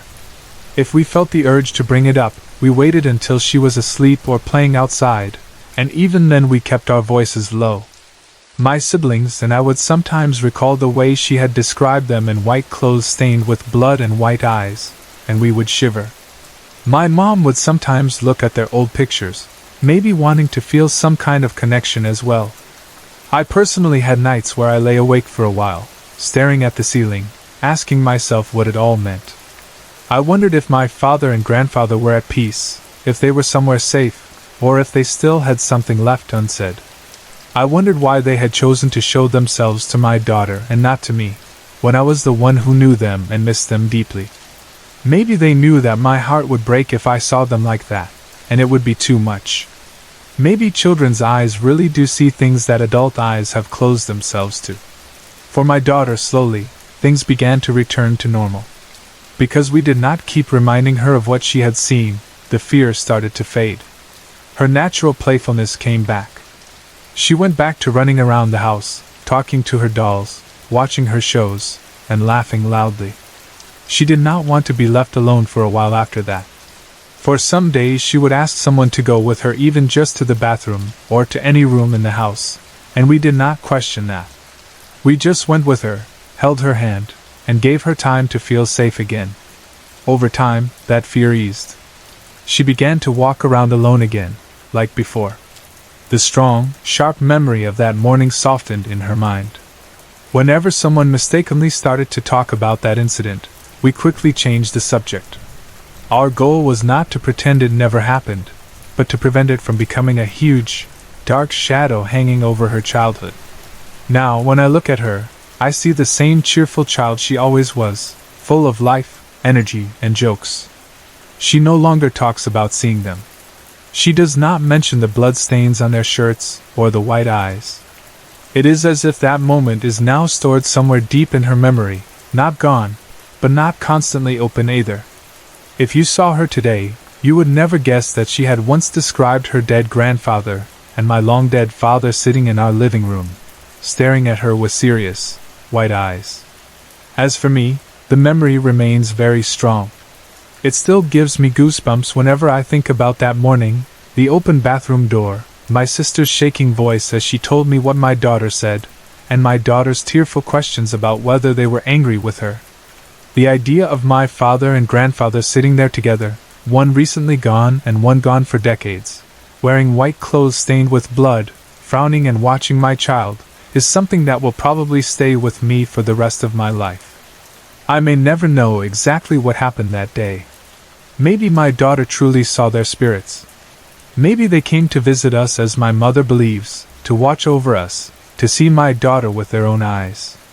Maybe the way they looked was just a reflection of how they left this world, carrying their last physical marks. Or maybe, as some would say, her imagination shaped something out of grief, old stories, and the picture she had seen. But in my heart, I feel there was something more than imagination. There was a weight to her words that I cannot simply dismiss. So now, I choose to hold on to the gentler belief. I choose to think that they were not angry, that they were just serious, and maybe still finding their way. I tell myself that, in their own way, they were visiting, checking on us, maybe even protecting us. And even though my daughter was frightened then, she is fine now. She is happy, safe, and as jolly as ever, like nothing happened. Maybe that is the most important thing. Whatever passed through our living room that day came and went, and our lives continued. We remember, but we are not trapped by the memory. We go on living, loving, and taking care of each other, and somewhere, I hope, my father and grandfather are at peace, watching us with kinder eyes than the ones my daughter saw that day. Strange things in my life did not happen all at once. They came in pieces, in different moments and places, like scattered scenes from a movie that I never asked to be part of. When I look back, I can see how each experience is separate, with its own time and setting and people, but somehow they all circle back to me. Sometimes it feels like something is following me, changing shape depending on the situation, sometimes quiet, sometimes obvious enough that other people notice it too. It all started when I was still a college student, busy with classes and projects, and the usual teenage problems, thinking of nothing more than grades, night outs, and sleep. Back then, I did not think of spirits or ghosts. I knew the stories, of course, like everyone else in the Philippines, but those were things you heard in gatherings, not things you expected to walk beside you in your ordinary life. During those years, I lived with my family, and my Tito and his girlfriend were also staying with us. Our house was simple but lively, always full of noise, people coming home late, someone cooking, someone laughing at the TV. My schedule in college was strange, and sometimes I would be out with friends until very late. One night there was a party. It was one of those long nights where the music is loud, people are talking over each other, bottles are on the table, and you do not realize how much time has passed until you check your phone and the time almost punches you in the face. When I finally did, it was already around 2 in the morning. The streets were quiet when I went home, the kind of quiet that feels heavier than silence because you know everyone else is asleep.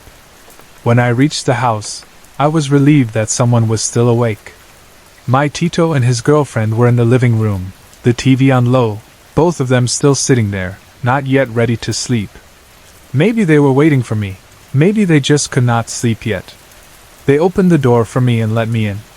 I greeted them in a casual way, trying not to look too guilty for coming home so late. My body was tired, my mouth tasted like the food and drinks from the party, and my throat felt dry. I walked straight towards the fridge to get some cold water, thinking of nothing strange, just wanting that cold drink to wash away the night. I remember the soft light from the TV, the dim lights in the kitchen, the feeling of my shoes on the floor, and the slight smell of leftover food in the air. At that time, I did not notice anything behind me. I did not feel any presence. For me, it was just my own footsteps, my own shadow, and the familiarity of moving around my own house at that hour. I opened the fridge, felt the cool air hit my face, took some water, drank, and then went to my room. I had no idea that anything was wrong or unusual. My Tito and his girlfriend did not say anything, did not call my name, did not warn me or ask me if I saw anything. The night finished quietly for me. I changed clothes, lay down on my bed, maybe scrolled on my phone for a while, and eventually fell asleep, thinking the night was over, just another late return from a college party. Only later did I learn that, for them, that night was not normal at all. They told me the story after some time had passed, because they knew I was easily scared. They did not want to frighten me while it was fresh. One day, in a more relaxed moment when we were all just talking, laughing, and sharing little stories. They finally told me what they saw. My Tito said that as soon as I entered the house, he felt something was off, but he could not place it at first. Then as I walked past the living room towards the kitchen, he clearly saw a woman in white following me. His girlfriend saw her too. They both described her the same way, a lady in a white dress walking behind me as if she belonged there, as if she was simply part of our group. They said she was not fully solid, but not completely transparent either, like something in between. They could see her shape, the flow of her white clothes, enough to know it was a woman. She followed me from the door to where I walked, close enough that it looked like we were together, that we had arrived side by side. They were so shocked that neither of them could move or speak. My Tito said he felt the hair on his arms stand up, and his girlfriend said her heart started beating fast. They both looked at each other with wide eyes, silently asking, "Did you see that too?" And they knew from each other's faces that they had not imagined it. They decided not to tell me that night because they knew how I was. They knew that if they told me, I would not sleep, I would cry, or I would be too afraid to move around the house. So they kept quiet and just watched me take water from the fridge, watched the woman in white fade away behind me, and tried to act normal until the morning came. When they finally told me about it, I felt a mixture of reactions. Part of me wanted to laugh it off and say, "Maybe you were just sleepy." Or, "Maybe it was just a trick of the light." That's what your mind wants to do when you are faced with something you cannot explain. It tries to make it smaller, more logical, easier to accept. But another part of me felt cold inside. I tried to remember that night, how I felt, what I saw. I did not remember feeling someone beside me, but thinking that something had been walking just behind me, close enough to touch me, close enough that other people could see it, made my skin crawl. I imagined the scene from their point of view, me walking like normal, and a lady in white following softly behind, like a shadow dressed in clothes. After that, for a long time, whenever I came home late, I would sometimes look over my shoulder, even if I didn't want to admit why. The second strange thing also happened during my teenage years. But this time it was a different kind of fear, the kind where the something that people saw was not exactly a stranger. It was me, or something that looked like me. During that period, I had a class schedule that started at 3 in the afternoon and ended at 10 at night. Because of that, I was used to waking up late. My normal waking time was much later than the rest of the people in the house. My mom would usually check on me in the morning, see me sleeping, and then let me rest, because she knew I did not have reason to be up early. I liked my late mornings. They were the only time I could really sleep deeply, knowing I did not have to rush. One day, my Tito was at the house, talking to my mom in the usual way in the morning. The house was calm, light coming in through the windows, and the sounds of neighbors starting their day. My mom had checked on me not long before, maybe 10 minutes earlier. She had seen me in bed, eyes closed, still asleep, breathing slowly, unaware of anything around me. Then my Tito asked her a question that confused her. He asked why I was already awake. He said he had just seen me in the living room.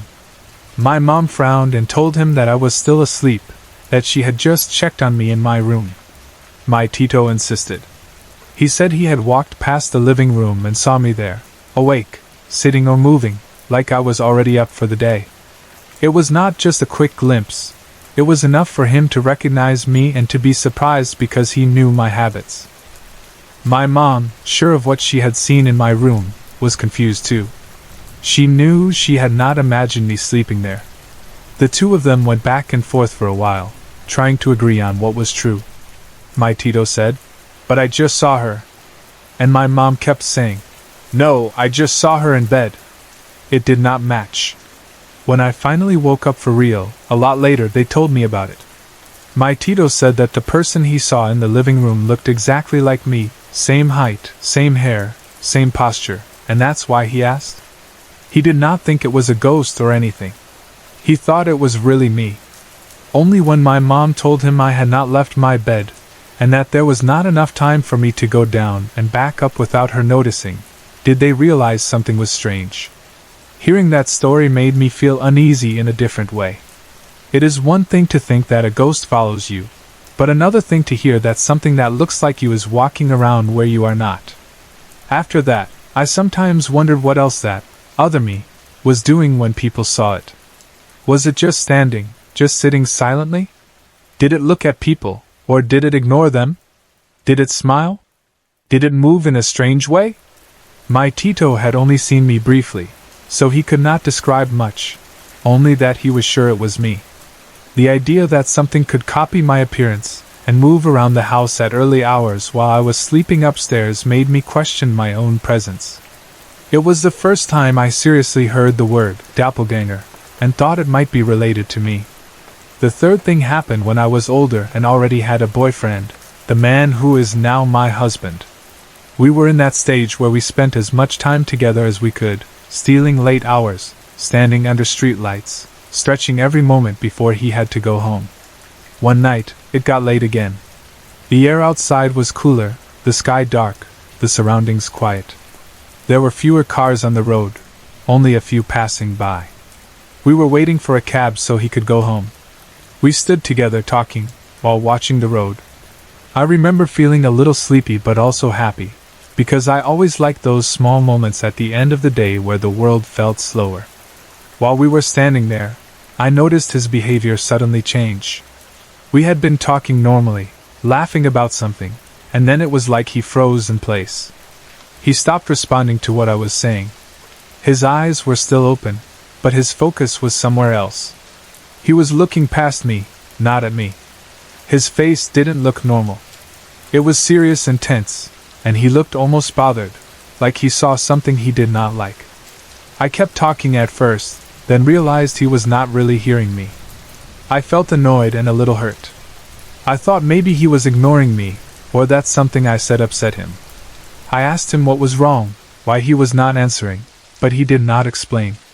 Instead, he suddenly decided not to go home that night. He changed his mind right there, and told me that he would just stay with me instead of going. For him, that was unusual, because he had already planned to go. But he did not want to explain yet, and the way he insisted made me feel that something was really wrong. We went back home together, my annoyance slowly turning into worry and curiosity. It was only when we were safely inside the house that he told me what he had seen. He said that while we were waiting by the road, he looked towards the mango tree nearby and saw a lady in black standing beside it. She was not just some random woman passing by. She was standing still, in the dark, right beside the tree, and she was staring directly at me. He said she did not move, did not look away, just kept watching me in a very unsettling way. He could not see her face clearly, but he knew that her attention was on me. That was why he stopped responding, and why he suddenly changed his mind about going home. He felt that leaving me there with that strange figure watching was wrong, like something bad might happen. So he stayed. When he told me that, I felt a chill inside. The idea of someone, or something, in black just standing beside that mango tree, staring at me while I was talking and laughing like normal, made my stomach twist. I replayed the scene in my mind and tried to remember if I had noticed someone there. But I had not. For me, the tree had been just a tree. The darkness had been just darkness. It felt unfair that something could be so close to me, focused on me, and I could not see it.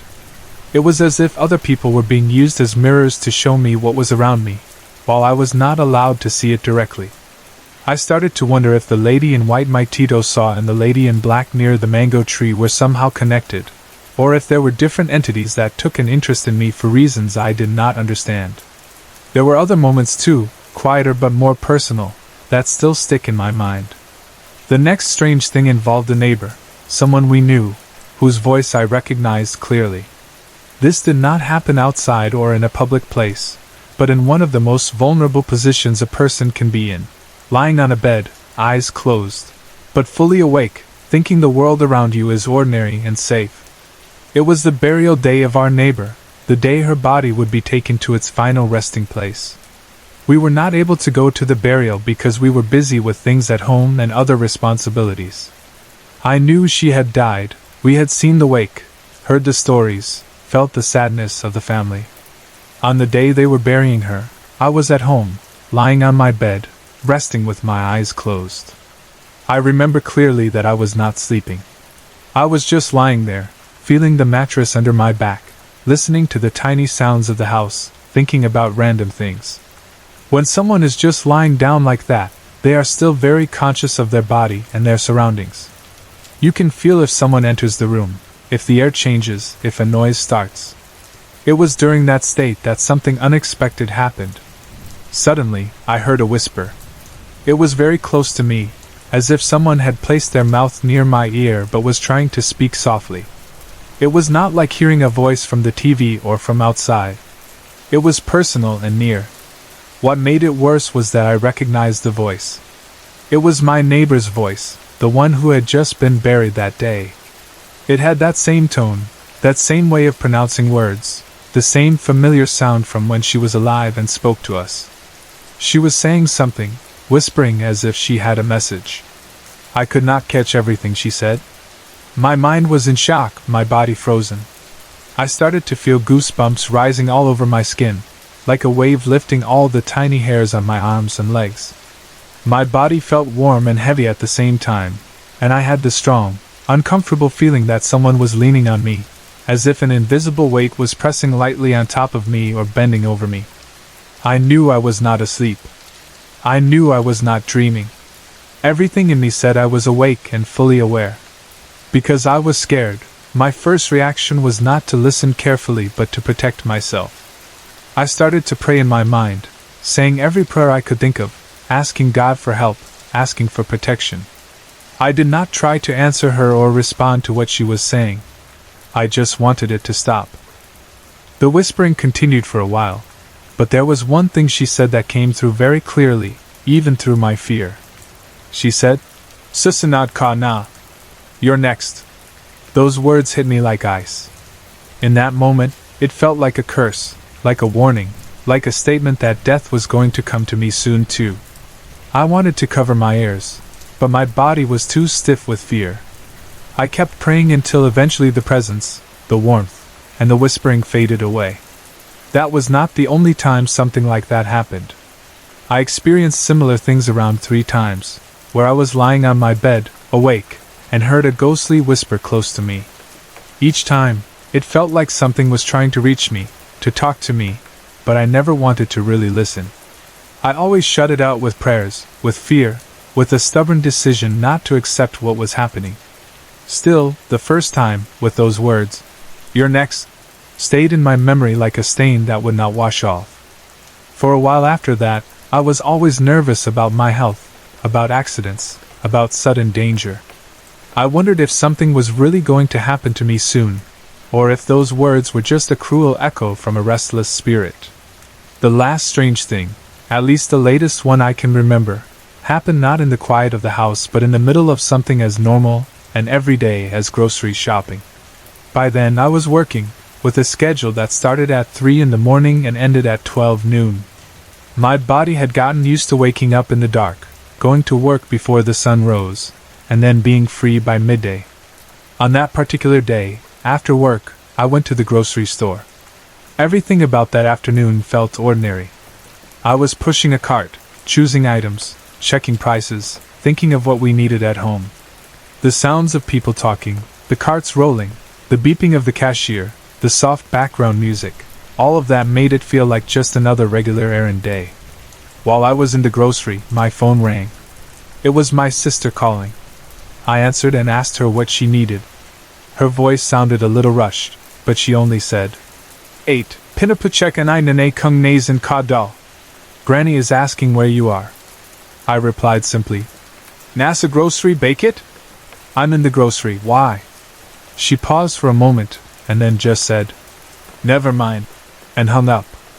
I remember feeling a bit confused. It was a short, strange call, but I shrugged it off. Maybe it was something small, I thought. Maybe my grandmother just wanted to know if I was safe. I continued shopping, paid for my items, and went home afterward, not thinking it was anything more than a normal family concern. It was only when I got home that I learned what had actually happened. They told me that around 7 in the morning, My cousin had seen me standing by the window in the house. My cousin had clearly seen a figure that looked exactly like me, standing there, by the window, present in the house as if I had never gone out. But at that exact time, I was not at home at all. I was at work. My work schedule was fixed, from 3 in the morning to 12 noon. At 7 in the morning, I would have been deep into my shift, busy with my tasks, nowhere near that window, nowhere near the house. There was no chance that I had gone home secretly, or that they had mistaken someone else for me. My cousin was sure it was me. That was why my sister called me while I was at the grocery, because my grandmother had asked where I was, confused perhaps that I had been seen at home when I was supposed to be working. Standing there at home, after the grocery, hearing them tell me that someone who looked like me had been seen at the window, I felt that same old familiar mixture of fear and confusion wash over me. It reminded me of the living room incident my Tito had mentioned years ago, when he thought he had seen me awake early in the morning while I was still in bed. It made me think of the times people saw ladies in white and in black near me, of the neighbor's voice whispering that I was next. It was like all these pieces were part of one long, strange pattern that I still could not understand. Why did people keep seeing me where I was not? Why did spirits seem to appear around me or speak to me when I was alone? Why were there so many doubles, so many shadows, so many eyes? I do not have clear answers. I know only what I felt, what I heard, and what others saw and told me. I am not the type of person who begs for these experiences. I am not someone who plays games with spirits, or goes looking for haunted places. I am actually the kind of person who gets scared easily, the type who covers their ears during scary parts of a movie, who sleeps with the light on after hearing a ghost story. Yet, again and again, strange things seem to find their way to me. My Tito and his girlfriend saw a lady in white following me. My Tito saw me in the living room while I slept upstairs. My boyfriend saw a lady in black beside a mango tree staring right at me. I heard my dead neighbor whisper in my ear and tell me I was next. My cousin saw me at the window while I was at work. Sometimes I wonder if there is something about me that attracts these things, some sort of open door I cannot see. Other times I tell myself that life is full of mysteries and that maybe everyone has strange moments. It's just that some people talk about them and some people don't. To cope, I pray a lot. In every incident, my instinct has always been to call on God, to recite prayers in my mind, to ask for protection for myself and my family. I cling to the idea that whatever is out there, whatever walks or appears or whispers, there is something greater watching over me too.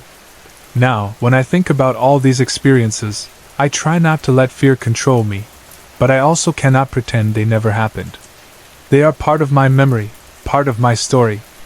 I still go to parties and come home late sometimes, but I remember the lady in white. I still walk past mango trees and look at windows, but I remember the lady in black and my own double at the glass.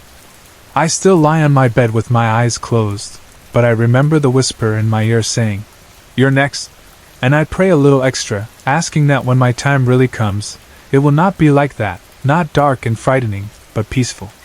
Until then, I continue living, working, loving my husband, talking with my family, doing groceries, and facing each day as normally as I can, even knowing that in the hidden corners of my life, things are not always as simple as they look. For a lot of people, having a friend with an open third eye sounds like fun, like something exciting from a movie, full of adventure and spooky stories you can laugh about later. But for me it never really felt like that. For me it felt more like always having a warning sign next to me, like walking beside someone who can see the edge of a cliff that I cannot see, and I just have to trust them when they suddenly pull me back. It really began when I was in college, studying mass communication in the city of Pines. The city itself already had that cool air and foggy afternoons that made everything feel a little more mysterious than other places, and our campus had many stories passed around from one batch to another. Some students loved telling ghost stories between classes or during breaks, turning the scariest places on campus into legends, but I was not one of those people who liked to scare myself on purpose. I always felt something was there, even if I could not see it, and that was enough for me. Our classes were mostly held in the science building, but not on the higher floors where the light and wind came easily through the windows. No, most of our mass communication classes were held in the basement of that building, and we gave it a nickname that fits it perfectly. The Dungeon. The nickname started as a joke, but after some time, it felt like the right word. The basement had a different kind of air, thicker and colder, and even the way sound moved there felt different, like your footsteps were too loud and your voice became too small. The room assigned to us was called S019, the Mass Communication Laboratory. I can still picture it clearly. It was not a huge room, but not too small either, maybe the size of a small cinema, and the seats were fixed to the floor, lined up in rows like in an auditorium, each one with a foldable writing desk attached. When you sat there, especially in the middle rows, it really felt like you were about to watch a film instead of listen to a lecture. At the back of the room was the control booth, a raised enclosed space with glass in front where our equipment was stored, mixers, monitors, wires, and other things we used for editing and production exercises. The control booth had its own door and its own little world inside, and even from the outside it looked dark and crowded, like a small room inside a bigger room. At first, when I was new, nothing clearly strange happened to me personally inside S019. There were no floating objects, no voices calling my name, no chairs shaking on their own. But there was something about that room that made me feel uneasy. I did not like being alone there, not even for a few minutes. I always felt like there was something just a little off, something quiet and unseen. The temperature was another story. It was always unusually cold, and not just the "Baguio is cold" type of cold. It felt like the kind of cold you feel inside an air-conditioned room, but we only had wall fans and exhaust fans as ventilation. Sometimes I would rub my arms and look around to see if anyone else felt it too, and I would see some classmates hugging themselves or wearing their jackets even when the rest of the building felt normal. Because of that uneasy feeling, I developed a small habit. Whenever I had a class scheduled in S019 and I arrived early, I would choose to wait outside in the hallway rather than sit inside alone. I would pretend I was just enjoying the hallway or looking at my notes, or waiting for someone, but the truth was I did not want to sit in that room with no one else there. That day that I remember clearly, the day that changed how I looked at that room forever, I was 30 minutes early for class. The hallway outside S019 was quiet. I could hear the faint echo of other classes happening in other rooms, the hum of the building, a distant laugh from another floor, but our corner of the basement was mostly still. I stood there for a while, leaning on the wall, holding my notes. I did not want to go in yet, but I also did not want to look like I was scared of an empty classroom. After a few minutes, one of my classmates arrived. I felt a wave of relief when I saw her. I smiled and greeted her, and we decided to go inside together. That made me feel brave. The door to S019 opened with that familiar sound, a slight echo as it swung inward. The room greeted us with its usual cold, that sudden drop in temperature that wrapped around you as soon as you entered.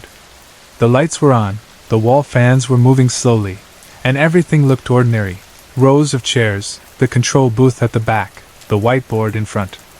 I chose a seat near the front, not exactly in the first row but close enough to the board so I could see clearly when the professor started writing.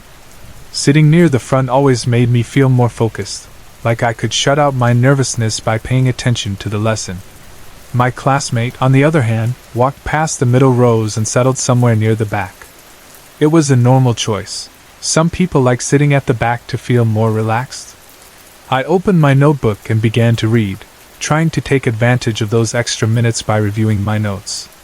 I could hear nothing strange, just the sound of the fan, the faint scratch of paper as I turned a page, the faint noise of my classmate adjusting her bag and chair at the back.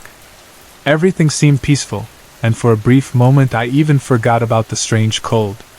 I was just a student waiting for class to start, reading my notes, counting the minutes in my head. Then suddenly my classmate screamed. It was not a playful shout or a surprised "Hey!" It was a sharp, panicked scream that sliced through the quiet of the room and made my whole body jump. When someone you are with screams like that, your first reaction is to ask what happened, but before I could say anything, I saw her standing, pointing directly at my direction, her eyes wide with terror. "Lumali's ka dayan! Lumali's ka dayan!" she kept saying, her voice shaking. "Move out, move out!" She was not making a joke. Her face had turned pale, and you could see in her eyes that she was not seeing just me and the empty seats. She was looking at something else, something beside me or near me, something I could not see. My heart started pounding, and confusion flooded my mind. I looked at the space around me, the empty seat next to mine, the row in front of me, the aisle. There was nothing there, at least to my eyes. But my classmate's fear was real. It pressed into the room like another presence.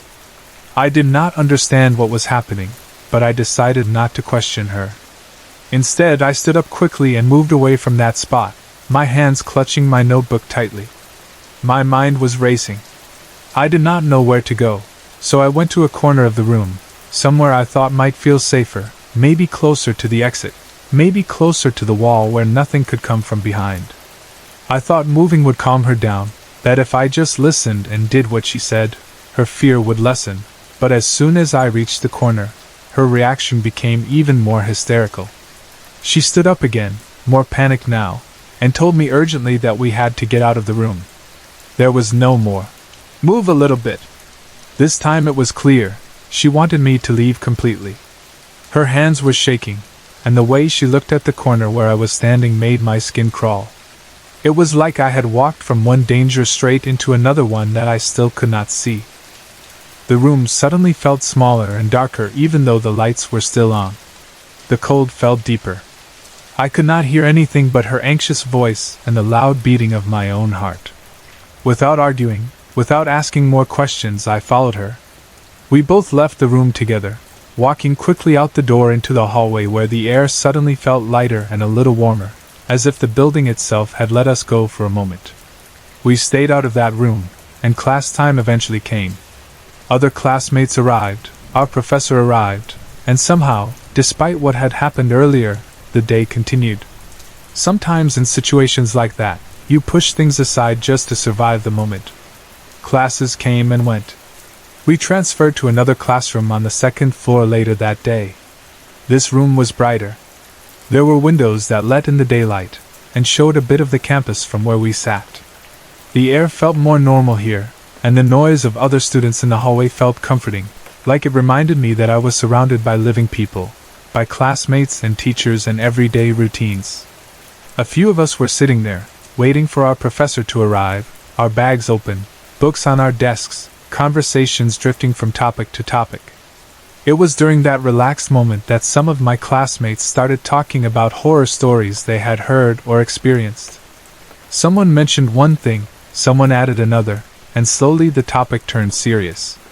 I listened quietly at first, trying to decide if I wanted to hear about more scary things after what had happened to me earlier that day.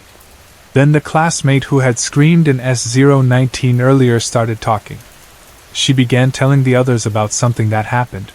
Kanina, earlier in the mass communication laboratory, and I realized she was talking about me. My heart started beating faster again because I knew that this time she was going to explain what she had seen, what had made her so afraid that she shouted at me and dragged me out of the room. She said that while I was sitting near the front in room S019, reading my notes, she saw a man sitting beside me. It was not another student or a teacher. She described him as a limping man in a barong Tagalog, like the formal Filipino clothes men wear for special occasions. She said he did not look like a normal living man. He was seated so close to me that it looked like we were a pair, but I had no idea he was there. According to her, this limping man was not just sitting innocently. She saw him look at me and slowly reach out for my neck, as if he was about to strangle me. That was when she panicked and screamed, telling me to move. In her eyes, she was not just reacting to a random ghost sitting there. She was reacting to something that was about to hurt me. She explained that when I listened to her and moved to the corner of the room, she felt relieved for a split second, thinking I had escaped the danger near that seat. But then she saw something else that made her fear grow even stronger. In the corner where I had gone for safety, another figure appeared. This time it was a man with a knife. She did not see his face clearly, but she saw the knife and saw him moving in a way that made it look like he was about to stab me. So for her, in that moment, it was like I had walked from one deadly situation straight into another. She knew that if she did not get me out of that room entirely, something bad might happen. That was why she became more hysterical and decided we needed to leave the room at once.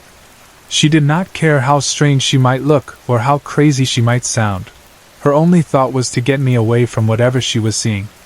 As she told this story, our classmates listened in silence. Some of them looked at me with wide eyes. Others looked at her with a mixture of curiosity and unease. I felt cold again, but this time it was not the temperature in the room. It was the image in my mind of me sitting there, unaware, while something tried to strangle me, and then me walking to a corner where another unseen man waited with a knife. I tried to imagine it, how it must have looked to her, my body sitting calmly in a chair, reading my notes, while next to me there was a limping figure in formal clothes, leaning towards my neck. Then I imagined myself walking to the corner to escape, only for another shadow with a knife to appear. The thought made my chest tighten. I was grateful that she pulled me out, even if that meant I had to face the fact that something was actually there that day. It was in that conversation that I also learned something important about her. She told us that she had an open third eye, meaning she could see spirits or entities that most of us could not see. She did not announce it like it was something to boast about. She spoke calmly, like it was a simple fact, something she had lived with for a long time. Some of my classmates reacted with excitement, asking her questions, wanting to know what else she had seen on campus or in other places. For them it was like having a live horror storyteller next to them. But for me, hearing that she had an open third eye made everything more real. It meant that what she saw beside me that day was not just her imagination or a random fear. It came from eyes that had seen other things too, things that had matched with what others had experienced.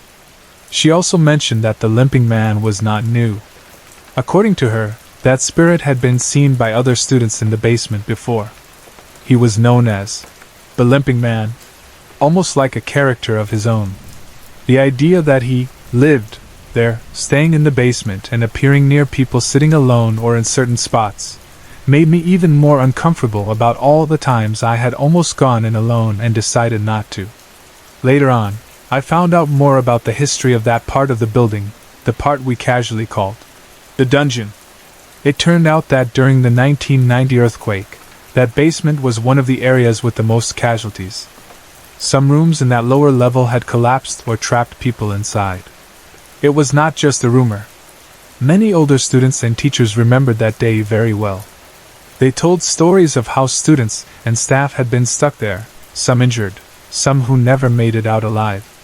When I heard that, things started to connect in my mind. If that basement had seen so much sudden death and fear, it made sense that some spirits might still be wandering there, unable or unwilling to leave. The limping man might have been one of those victims. The man with the knife might have been another kind of spirit, maybe not a victim but something darker that had found its way into that space. S019, which we treated as our usual classroom, was actually standing in a place that had held pain and panic in the past. No wonder it was always so cold. No wonder it never felt welcoming when it was empty. Other students added their own stories. Some said they had felt someone sit in the seat next to them when no one was there. Others said they had heard footsteps in the empty hallway, or felt a hand on their shoulder when they were alone in S019. A few mentioned they had seen the limping man too, always in the same general area of the basement, sometimes near S019, sometimes in the corridor. Each story was slightly different, but the feeling they carried was the same. The basement was not just another part of the building. It was a place where the line between the living and the dead felt thinner. In time, room S019 was renovated. The school changed its inside structure little by little. It was turned into a more regular lecture and production room for mass communication students. They improved the equipment, repainted some walls, adjusted the layout. On the surface it looked brighter and newer. Some people said the changes helped, that it felt less heavy after that. But for me, whenever I thought about S019, I did not first remember the new paint or the updated design. I remembered that day when I walked in early, just wanting to review my notes, and the friend with the open third eye sitting quietly at the back. I remembered the sudden scream, the words, "Umali's caught dyin'," the way fear filled her voice as she watched something reach for me that I could not see. I remembered moving to the corner and unknowingly stepping into another unseen danger. I remembered being pulled out of the room before anything worse could happen, and learning later that the basement I had treated like a normal part of school life had once been filled with people trying to escape an earthquake, some of them never succeeding.